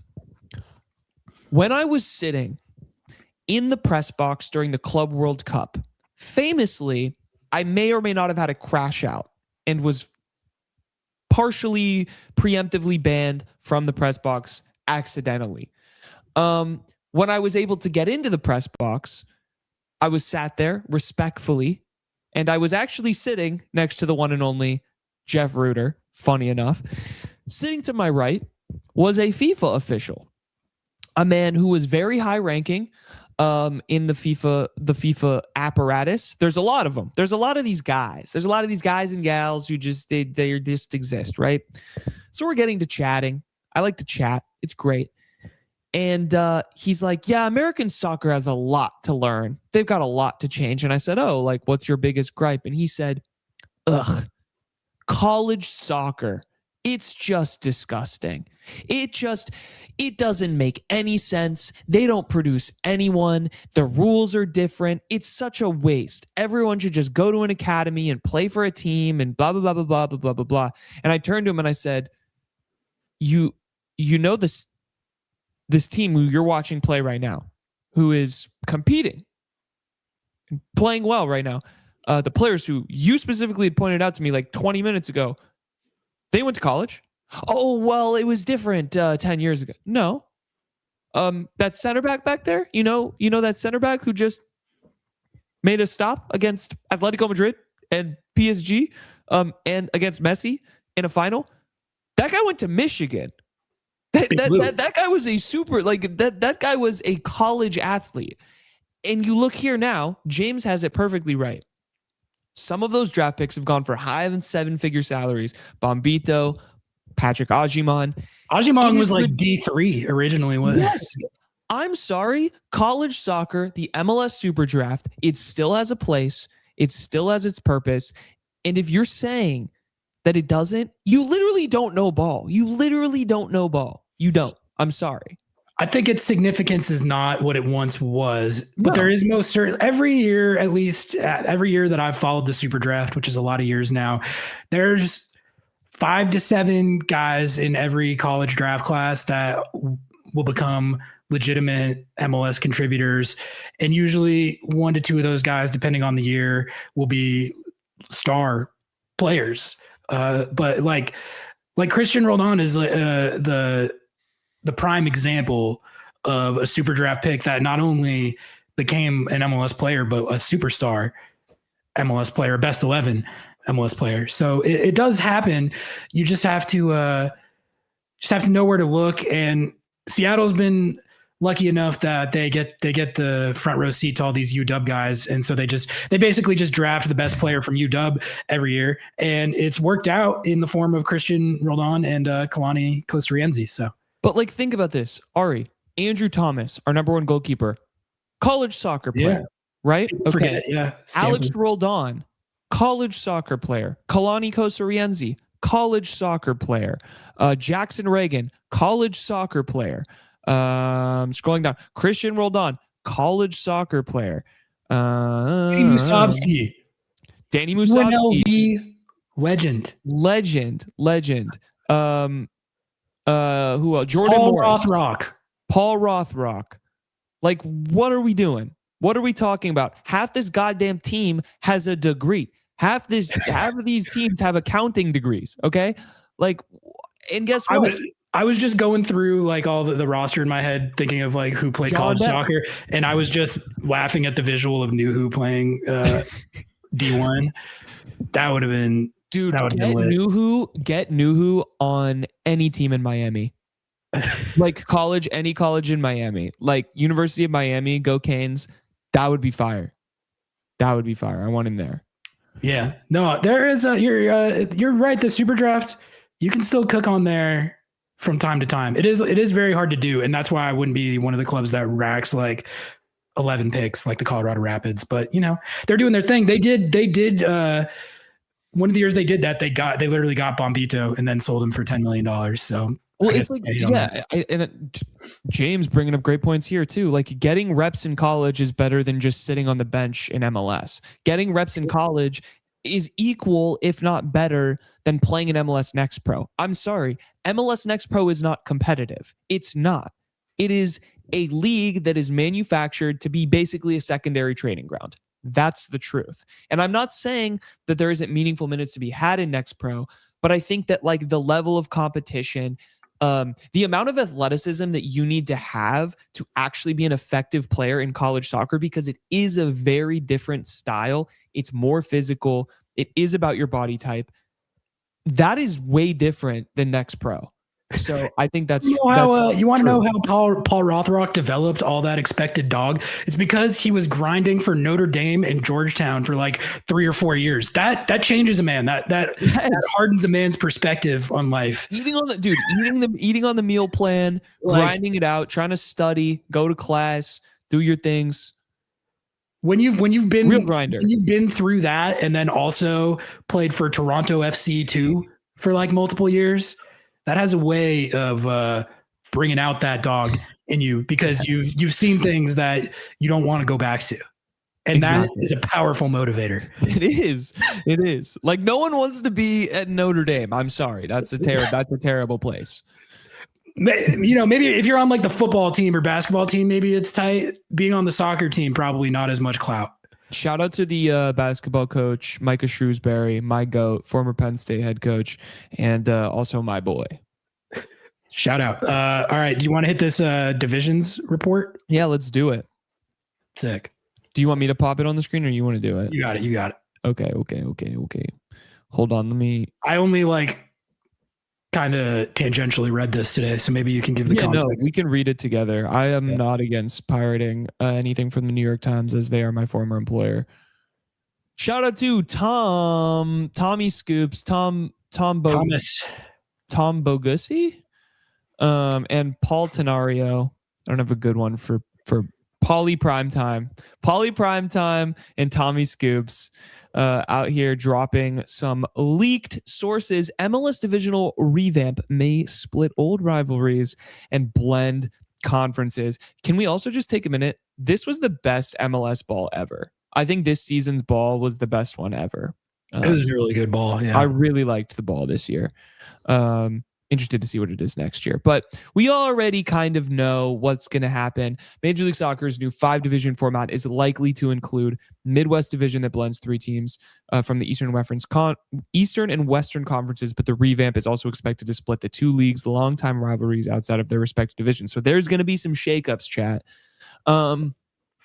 Let's just get into what the divisions are, because I don't think that exactly what these divisions are going to mean is understood yet. We just do know who's breaking into what.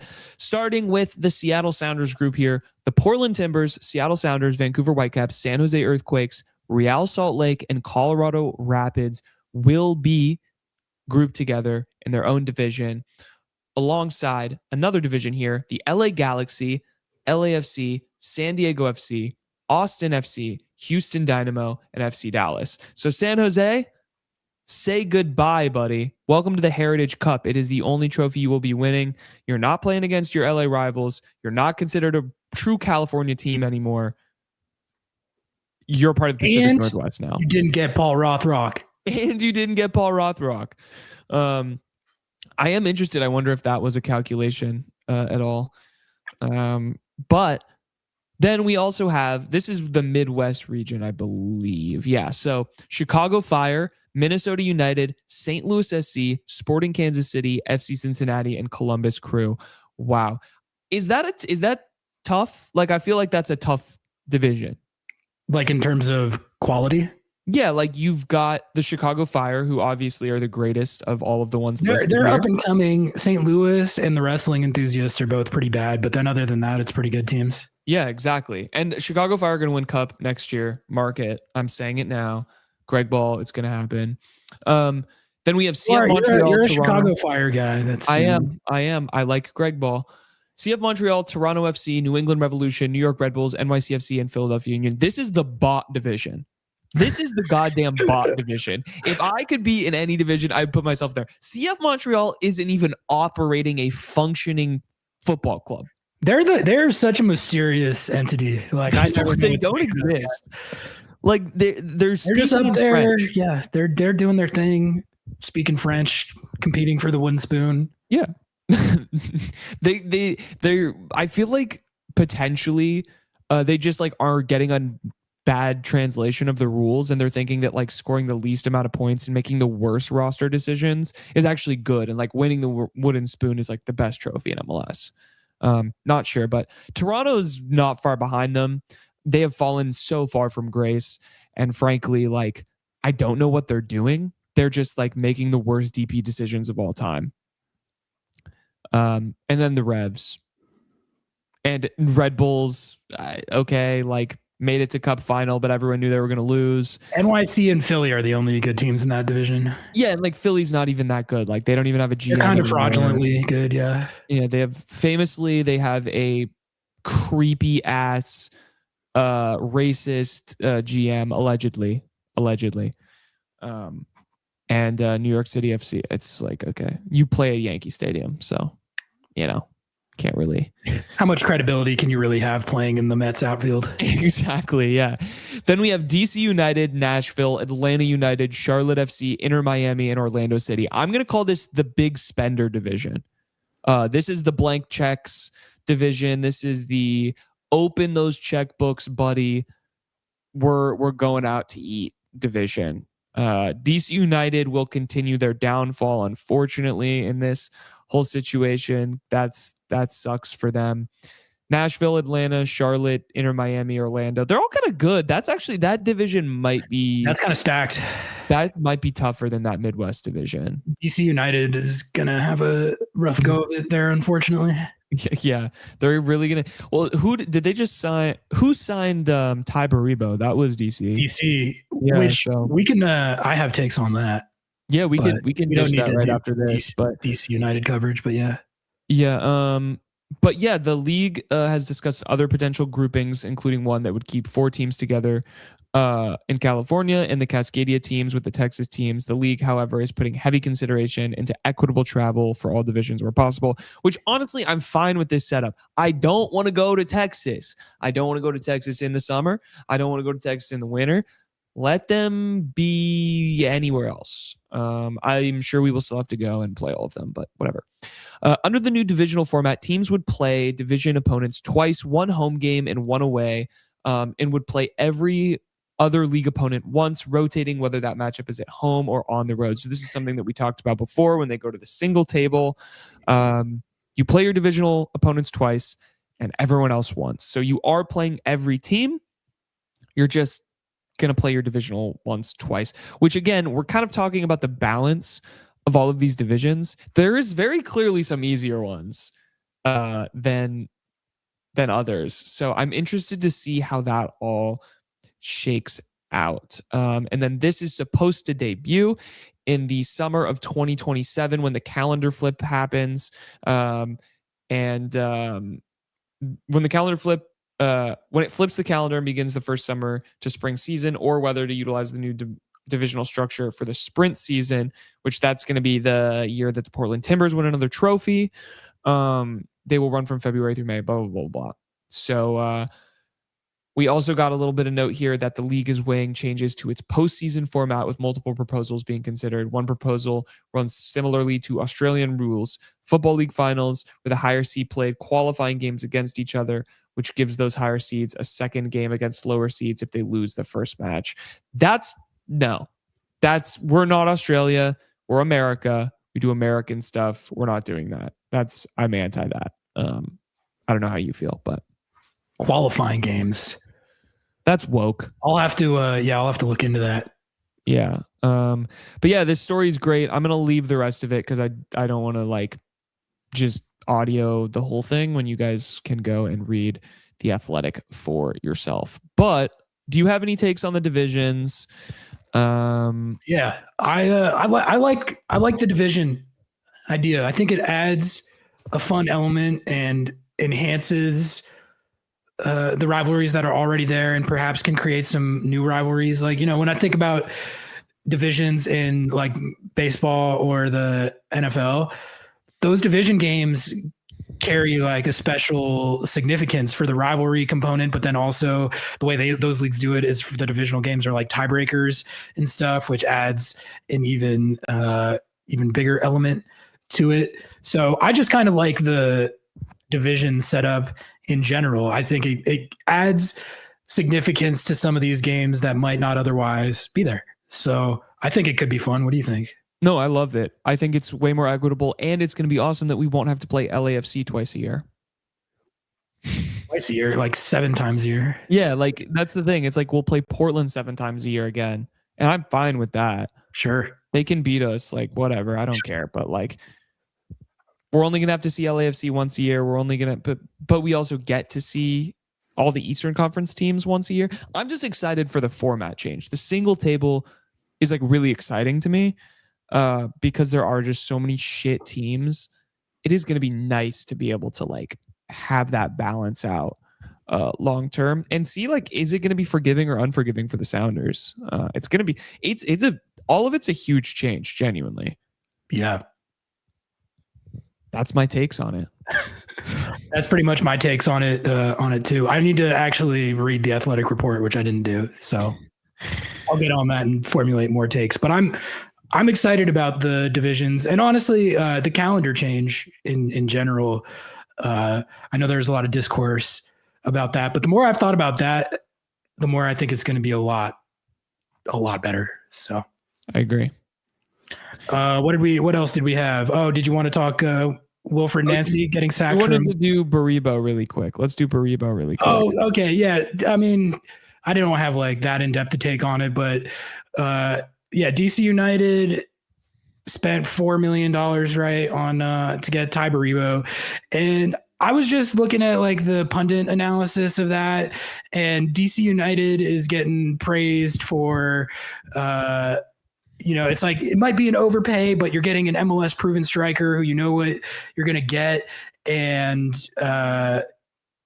he's like relatively young, so he's probably going to be good for a few more years. So like 5 stars, great move, DC United. And I was just sitting there reading about it. Like, I think this is another example of teams kind of prioritizing the wrong things. Like the way they're thinking about it is like, well, we need a striker who we know can get us 10 to 15 goals, and then that's going to raise our floor. But is that really going to raise your floor? Was a 10 to 15 goal striker what you needed to raise your floor? You had one of the best strikers in the league last year, one of the best number 9s in the entire league, Christian Benteke, who honestly probably produced more goals for you last year than you're going to get in any individual season out of Ty Baribo. Like your problem is you have like no midfield and no defense. So like, why are you focusing on the $4 million intra-league striker rather than like, if I was the DC United GM, which I'm not, like I would take those resources and I would spend that like on like the best 6 I could find and bolstering the back line. That stuff is how you create the floor, and then you go get the striker once you have the foundation set. They got no foundation. They just got Ty Baribo, a pretty good to sometimes very good MLS striker. I kind of felt like I was taking crazy pills with how much praise they got for that. I feel like that's not like that sick of a move. Like, no, it's not. It's the classic like East Coast pundit. Like, I don't know. We're just going to get a number 9 and like, we'll be good. Like, that's not how it works. Like, yes, it's a flashy signing and they're doing PR about it. And people are probably like, oh, this is such a great move. Because if you look at it, if you are devoid of all of the context of DC United, which I'm going to be honest with you, Ari, they're pretty fucking unwatchable. So all of the people who are talking about this move nationally, I'm going to be honest, they probably just didn't watch DC United. Because it's a rough watch. It's not a good team. They wouldn't spoon. This is a literal worst team in the league. Yeah, like they're bad. And the part of the problem, it wasn't that they weren't scoring goals. Like Benteke was scoring. It was that the team was just bad. And like, I don't understand. If you look at it in a vacuum, right? If you're replacing Christian Benteke with Ty Baribo and ignoring the context of the rest of your team, yes, I think that's a good move. But the problem is there is context. The context is the rest of your team is shit. The rest of your team is bad. And so you're wasting $4 million on a transfer fee for a guy who could do that, maybe not. like, I think Benteke was just like uniquely situated for a team that bad because he's scoring off every corner and every set piece because he's just massive and like really good. I don't think it's going to be that good of a transfer when it comes down to it. Exactly for the reasons that you're saying, where like, where's the support? Where's the support for Ty Baribo? Because in my knowledge, in my memory, when Ty Baribo was at his best, it was because he was being supported by a Philly team that was really good and really talented. And was really good defensively and just way more well-rounded. Like, yeah, I don't know. Yeah. He'll probably, like, Ty Baribo will probably get his 15 to 20 goals, but then it's like, to what end? Like, what's that really going to get them? They you know, they do have all of their DP spots open.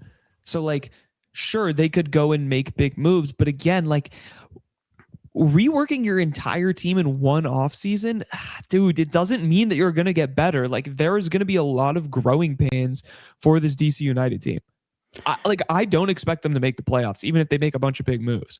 It's just like, which I don't know if that, like, when you wooden spoon your goal for the next year is to get to like a baseline level of competence. So I don't know, maybe Ty Baribo turns out to be like a foundational piece that helps them get there. To me, it's an example of the oversimplification that we see with this stuff sometimes of like, oh, if we get the number 9 that can bang 20 goals, then that just will solve so many problems.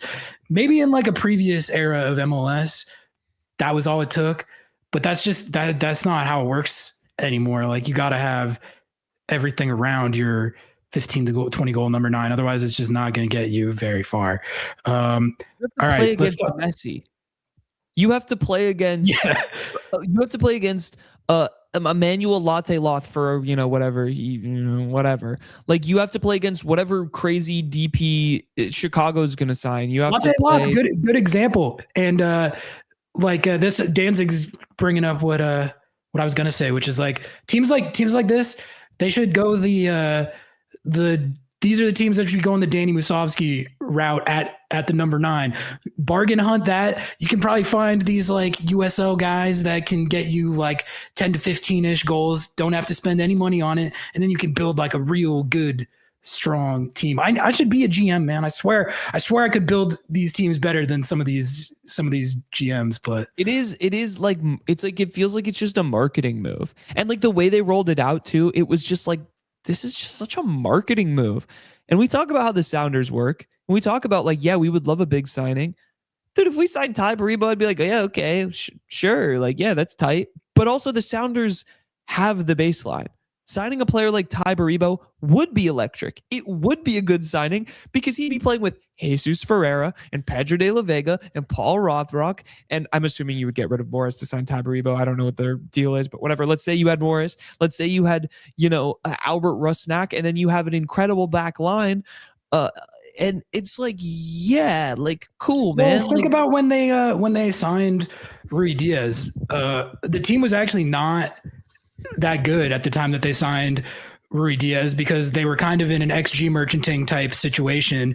But like we were saying, like, they had the baseline, they had the foundation. So when you plugged in the really good number 9, it like shot it to the next level. That's like more how you do it. So I don't know. We'll see how that take ages. Maybe DC United are going to look like geniuses and Ty Baribo is going to win the Golden Boot and lead them to MLS Cup glory, but I have my doubts.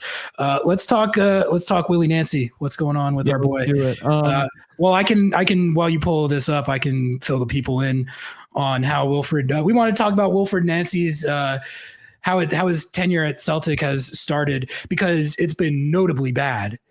And it's kind of funny because I will tell you what how I found this out, which was I saw a tweet from a Celtic fan, and this was after Wilfried Nancy's second game in charge, which he lost both of his first 2, and it was a Celtic fan account, and he was literally talking about, we must sack Wilfried Nancy. And I was like, that's got to be a bit. Like, that's got to be a fan doing a bit of, oh, it's been 2 games, let's sack the manager already because it hasn't started off super well or whatever. I click on the tweet, like, no, like, this guy laid out a 4K word case, point by point breakdown on why Wilfried Nancy must be fired. Literally 2 games in, to his tenure. Like the guy he hadn't even lost the whatever cup he ended up losing yet.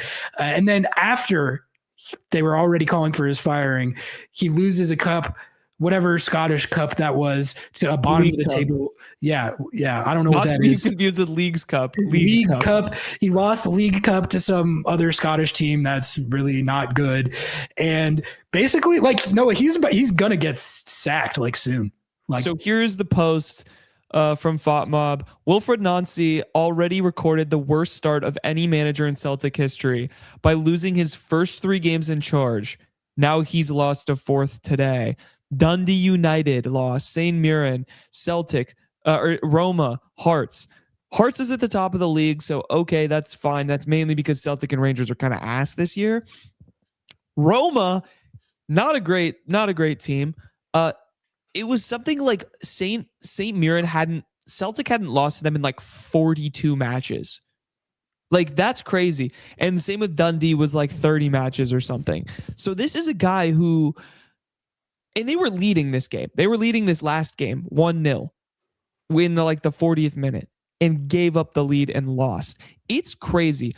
I've been watching the games because I'm a sicko and like low key kind of preying on the downfall of Willie Nance, not in like a bad way, just in like a, it's like when you can't look away from a car crash type of thing. Exactly. And it's just like, it's kind of crazy. Like this is not good soccer.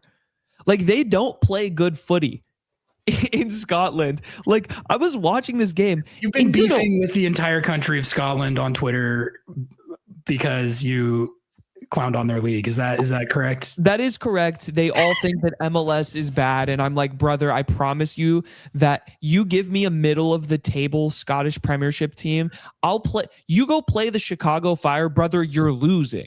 There is no way, give honestly, me Dundee United any day of the week. I'm telling you, we're owning them. There's no way you can tell me the Scottish Prem is better than MLS at this point. No. And get out of here, Scotland.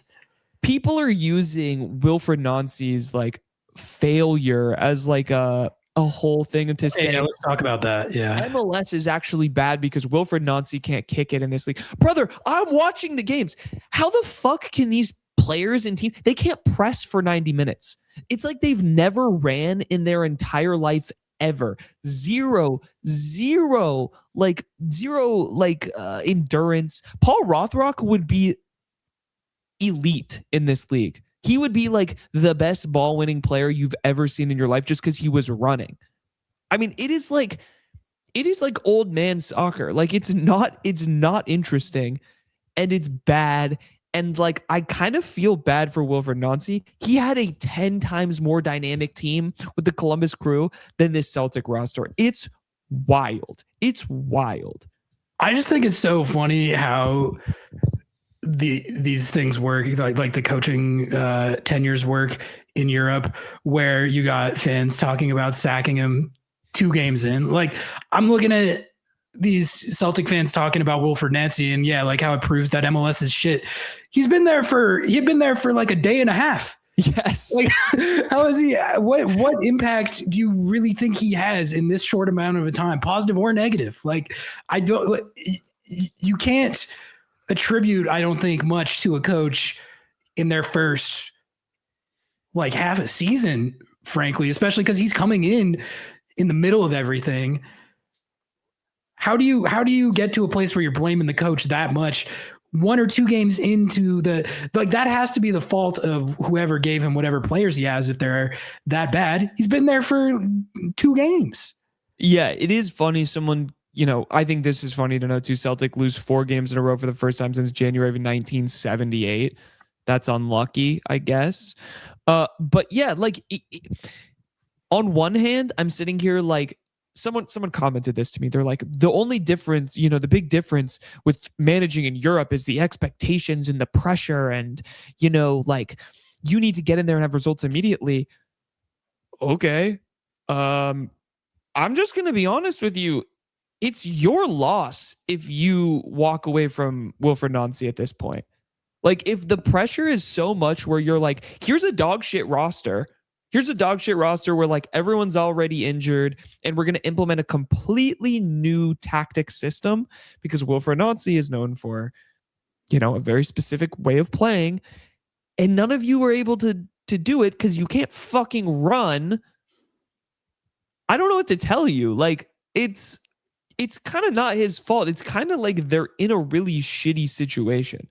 Like, he kind of got thrown into the lion's den, and he's definitely going to get fired. Set up to fail. He's definitely going to get fired, and he's definitely going to go back to the Columbus Crew, which I think is really funny. He should get fired and go back to the Crew before the start of the next season. Yes, that would be the all-time bit. That would be like the best bit ever.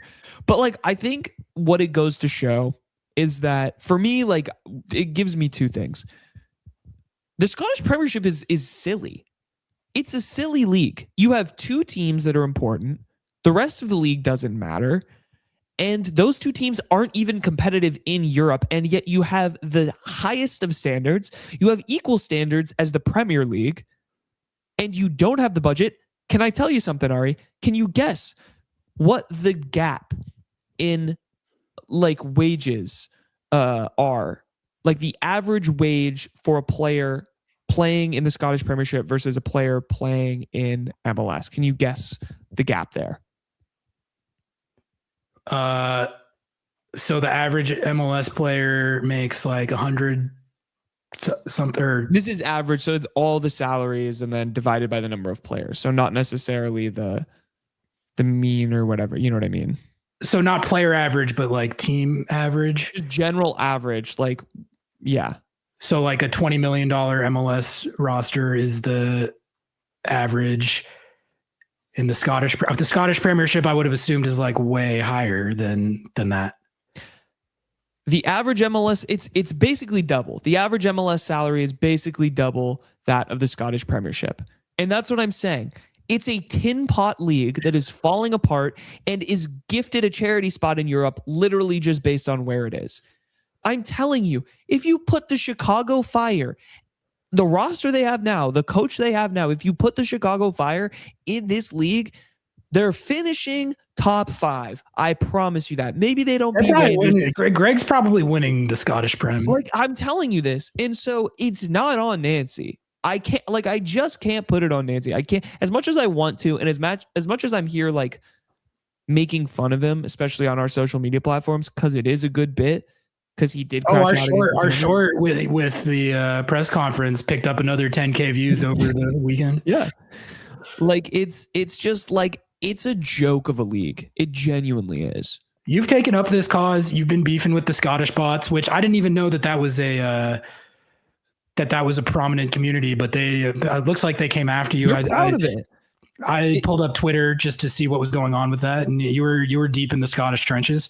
So yeah, no, more power to you. Keep up the anti-Scottish Prem crusade. I mean, my impression of it was always like it was just one of those leagues where there's two teams. It's like, is it that different than the Bundesliga in that respect? Like, obviously, the rest of the teams in the Bundesliga are way better than the Scottish Prem, but like in terms of having only two teams that ever have a chance in a given year, it's basically like that, except the rest of the teams are even less relevant. I think it's like the fact that also the top teams are just not relevant in Europe. Like at least in the Bundesliga, the top teams in the Bundesliga are relevant in the European competitions. What the Rangers are not winning a Champions League. They're not even winning a Europa League. They're not like this. It's just not happening. Shout out Ryan Kent, though. Shout out Ryan Kent. Shout out Ryan Kent. Shout out Ryan Kent. Shout out Rangers.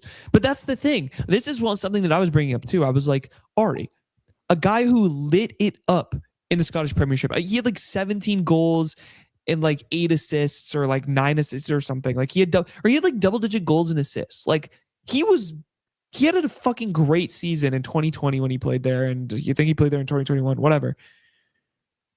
He couldn't even cut it in MLS, man. Like that's not true. He could. He just never played because he was always hurt. Okay, but like he rode the bench even when he was fit and like whatever. What I'm saying is he was a depth piece on an MLS roster when he was starting every single game for the best team in Scotland at the time. I don't know. It is tough, man, because I still remember what a couple of those games looked like, and he looked like the best player on the team. So, but that doesn't. I mean, that doesn't really. He played for Rangers, so it doesn't change the principle of it. Like but now you have a situation where Celtic is just cratering, and Wilfried Nancy is going to take the fall for it, which is not necessarily the. They were cratering before too, to be fair. But yeah, exactly. Though that's the thing. It's like I don't know how you blame that on a coach after even with he's like 6 games in at this point. That's still too early. What are we talking about? I just think they should ride it out for the season. Let him make some transfers. Let him move some things around. Let him make the guys run. It's bad. It's bad. Everyone should go and watch that Dundee United match. It was like Minnesota United on crack. It was fucking awful. I admire you for watching as much Scottish Prem as you've been watching. I'm not gonna watch Scottish Prem, but I respect your constitutional right. The illicit sites, because I'm not paying for whatever platform the Scottish Premiership is streamed on. But it's an interesting watch. I'm tracking the downfall of Wilfried Nancy. I'm tracking the downfall of Celtic, which is sad because I do like Celtic as a club. If I had to pick a Scottish Premiership club, which I will not be doing, it would be Celtic. So I don't really know. Did you want to revel in some Dayne St before we get out of here? Oh my God, Ari, I would love to talk about Dayne St. Let's do it. Let's do it. Minnesota United fans. We know you still watch. We know you still watch. We know there's a few of you out there still watching. Where's your boy? Where did he go? Where's he at, bro?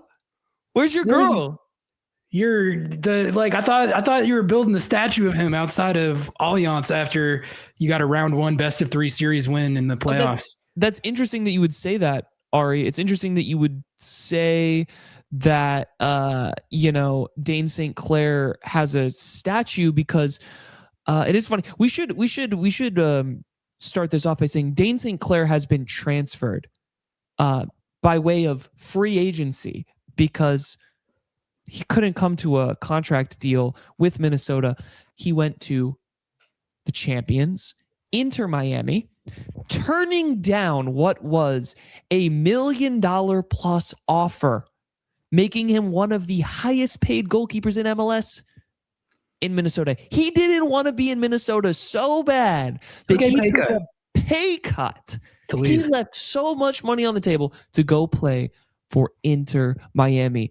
Not only did they try and pay him, they literally changed a street.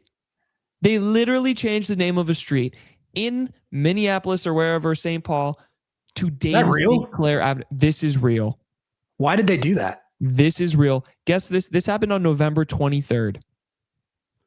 This was during contract negotiations. It was before or during?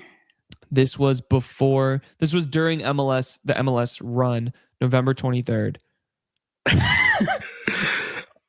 Wow. I did not know that they did that. Yeah. Well, so I think that's just even better. The fact that, build a statue. You did. What happened? Leaving the club with 0 trophies. 0. I was reading his goodbye statement, and I did get a little bit of enjoyment of the part where he was like, well, even though we didn't ever win a trophy together, there was still some great times. It's like, yeah, you didn't, Rick Ramsey. You didn't win shit. You thought you could gimmick your way to it? No. You know why they offered that much money to Dayne St. Clair? It's because they have it in their minds that that's the only way that Ramsey ball is ever going to work in a tournament, is if you have a demon in goal like that. Well, guess what? You don't have him anymore. He's going to Messi and no longer Barca boys to be a demon down there for way less money. And what's Minnesota United? That's their whole identity was Dayne St. Clair trolling. That was their whole team. That's why they offered him over $1 million. So it's got to feel so bad as a club to be so undesirable that even your club legend, your hero, your fan favorite, he doesn't like you. He doesn't care about you. He doesn't care about the city. He's just yeah, I don't care about the money, and I sure don't want to live here anymore. I'm going to go to Miami. I don't know how many of you have ever been to Miami before. It's not the best place. It's not the worst, but it's not the best. Well, if you think about why he's going there. Yeah, but it's just like, it's so funny because Minnesota is like so undesirable, and like all of these fans were chirping and hooting and hollering and thinking like, your Super Bowl was beating the Seattle Sounders in penalty kicks after losing 2 out of the 3 games. Well, I don't think that whoever they replace him with is not going to be as good at penalties as Dayne St. Clair. So I just hopefully I'm hoping that Rick Ramsey used this as some motivation. It's like, you know what's funny is I was reading an interview that Charlie Baum did with him during the playoffs, and he was basically like explaining Ramsey ball and why he does the things that he does to our sport. He hates soccer. Well, he was basically like, he said what we all kind of knew, which is like, I do this out of necessity because, I'm working with what I have, and this is the best way to maximize our chances of winning. And that's what I'm trying to do, is win. So if I have to be pragmatic, that's the word he kept using. If I have to be pragmatic about it to get to that end, that's what I'm going to do. And, I read that and I was like, that is kind of what I would expect him to say. But when you say that, aren't you kind of implicitly also saying, like, I don't believe in my own team. I don't think my players are good enough to like play on the merits. And so I am going to make them play this way because of that. Yes. And it's like, I almost have to credit him for getting the level of buy-in he did from the players, while also basically simultaneously telling them that he doesn't think they're good. Yeah. He was literally saying, like, I have a shit roster. We don't have anyone good. Like, we're kind of like paraphrasing that and putting words into his mouth, but like, not really. That is what he's saying. He's saying that, like, if I had better players that I could play differently with, I would, but I don't. So I'm not going to. Like, that's kind of, I think that's, I don't know. He was just saying it so casually. I was like, bro, that's kind of messed up to say about your own players, but far be it from me, I guess. Hey, bro, good for you, but maybe that's what happens. You don't get Dayne St. Clair. I wanted to just listen. I love a Schadenfreude. So let's read it. Let's read this one right here. Feeling very strange about the St. Clair joining Inter Miami. The club put in an extremely good offer to where he was going to be one of the top paid keepers in MLS. Rejected it. Miami swooped in, paid less, and yet he joins them. Not trying to make assumptions, but kind of odd. It's an Inter Miami conspiracy. It's a new conspiracy. It's just so great, man. It's so great to see some Loons tears, because holy shit, they were the most insufferable fan base. We've made a lot of enemies. We made a lot of enemies in the playoffs and over the offseason. We got enemies in Minnesota, and we got enemies in Miami. I wasn't setting out to make enemies. We got a few now. It's fine. It's not what I meant to do, but it is really funny. And like, I'm gonna make fun of you. Like, if you sat there in my mentions for the last 8 months talking shit, brother, no one wants to play for you.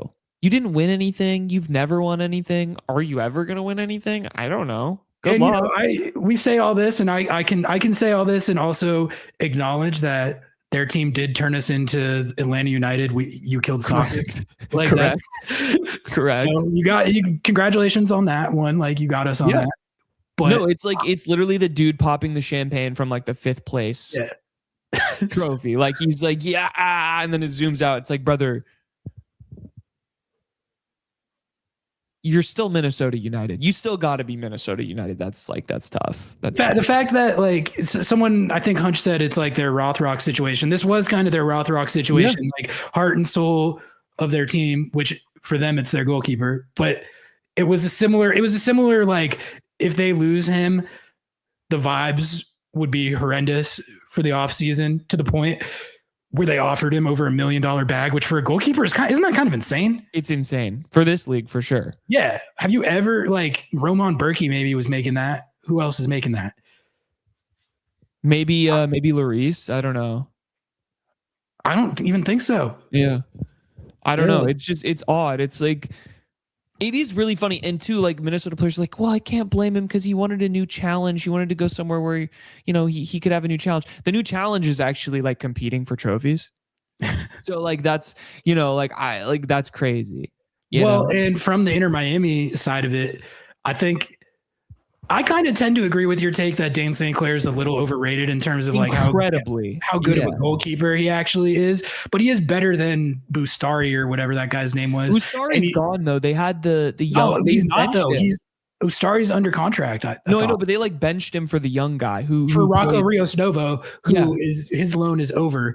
Okay, that's why. Dayne St. Clair is an upgrade over either one of those guys. I hope they play Ustari. Like, how fucking funny would that be? How funny would that be? I think, even if I do think he's a little overrated, I think he is good enough that it makes Inter Miami better because they have a credible MLS starter at least, where I don't think Ustari was a credible MLS starter when he was playing for them last year. And Rocco Rios Novo did fine. They won MLS Cup with him. I thought he played really well in a lot of games. He played well, but it's Rocco Rios Novo at the end of the day. We're not talking about like a generational talent. Sure. We're not talking about Dayne St. Clair here. Yeah, we're not talking about Dayne St. Clair, potential Canadian International World Cup starter. It's just silly, man. It's just silly. And best of luck to Dayne St. Clair on his new adventures. It is kind of the perfect team for him, though, like being a villain. Yeah, absolutely. Loves being a villain. It's the perfect. He's just joining the dark side. I thought he was a. I know it got heated at certain junctures, but I thought he was a pretty fun villain during that series. No, I enjoyed hating him. Like, he plays his role really well. Yeah, and I love. And he's genuinely funny. Like, yes, no, like I love the shit talking during the penalty kick shootout, picking up the ball and moving it off the penalty spot was incredible. Like, and it worked. Going up to the ref and being like, "If they miss this, they lose." Right? That's funny. That is, like, I can admit that's funny. Yeah, like that's good. That's good bit. He's a bitsman, and I think that he's gonna fit in well. How long until Messi crashes out on him though? That's my only. He's gonna like annoy the shit out of Messi. He strikes me as the guy that like annoys his own teammates. Yeah, a little bit. Like you have to be a little bit insane to be a goalkeeper anyway. To be that level of like for lack of a better word, like a clown, a little bit of a like jester type goalkeeper. Yeah, you got to be extra insane. At least to be a great penalty goalkeeper, you need to have that. This is what I like about Andrew Thomas. He has that, and he's actually a really good goalkeeper. Yeah, like outside of that. Whereas Dayne St. Clair, I'm not so sure you can say that. Yeah, we did put like 7 goals past him, so like I don't really know what to say. And I'm gonna be honest, like Miami's defense hasn't gotten any better, so I don't know what. I think it has. Sadly, it was better in the playoffs. It did get better in the playoffs, but I mean, like they haven't like made personnel wise. Yeah. I can imagine they'll we'll see if they can sustain that, because the one disturbing thing watching all their playoff games like I did was like, damn, they actually defend not only competently but like pretty well. That's not good. Their whole bit was that they don't do that, and you could theoretically beat them in any game because of that. And now it's like, oh, now they do. Now they play defense too. You got Messi creating goals like he's freaking Jesus Ferreira or Paul Rothrock counter pressing and shit. It's not. They better not. Stop that. Stop that. Cut it out. Not allowed. We're done. We're done with that. Did you have a Weeby tweet or are we? Nah, fuck it. Fuck Weeby. Yeah, we're at 2.5 hours. Let's call it for the night. We're gonna chalk it right there, chat. Thank you all as always for tuning in. I didn't miss any super chats, did I? Let me check this real quick. No. Oh. No, we're good. We're all good. Thank you all for tuning in. Appreciate you all viewing the off-season content. We're going to I think this is going to be the show for this week, but then next week we should be back on normal schedule. Hopefully we'll have more off-season news to give you guys. Please like the video, comment, subscribe, rate 5 stars, buy the Lobbing Scorchers hot sauce when the new batch is made. Like the video. Did I say that? Christmas gift. Christmas is happening. LobbingScorchers.com/kit. All of the Sounders kits are literally on sale right now too. So if you wanted to get something, I think if you order today, tomorrow, and the next day, or like before the 20th, it should get there before Christmas. So get your Paul Rothrock kits. Get them now. Get them. Lobbingscorchers.com/kit. It comes directly from MLS, but we get a commission off of it. So do that. Good plug. All right. Thank you all for tuning in. I will catch you all on Monday for kickoff. Follow me on Blue Sky, though. If we do a show between now and then, I'll let you all know. Until then, we out. Love y'all. Peace.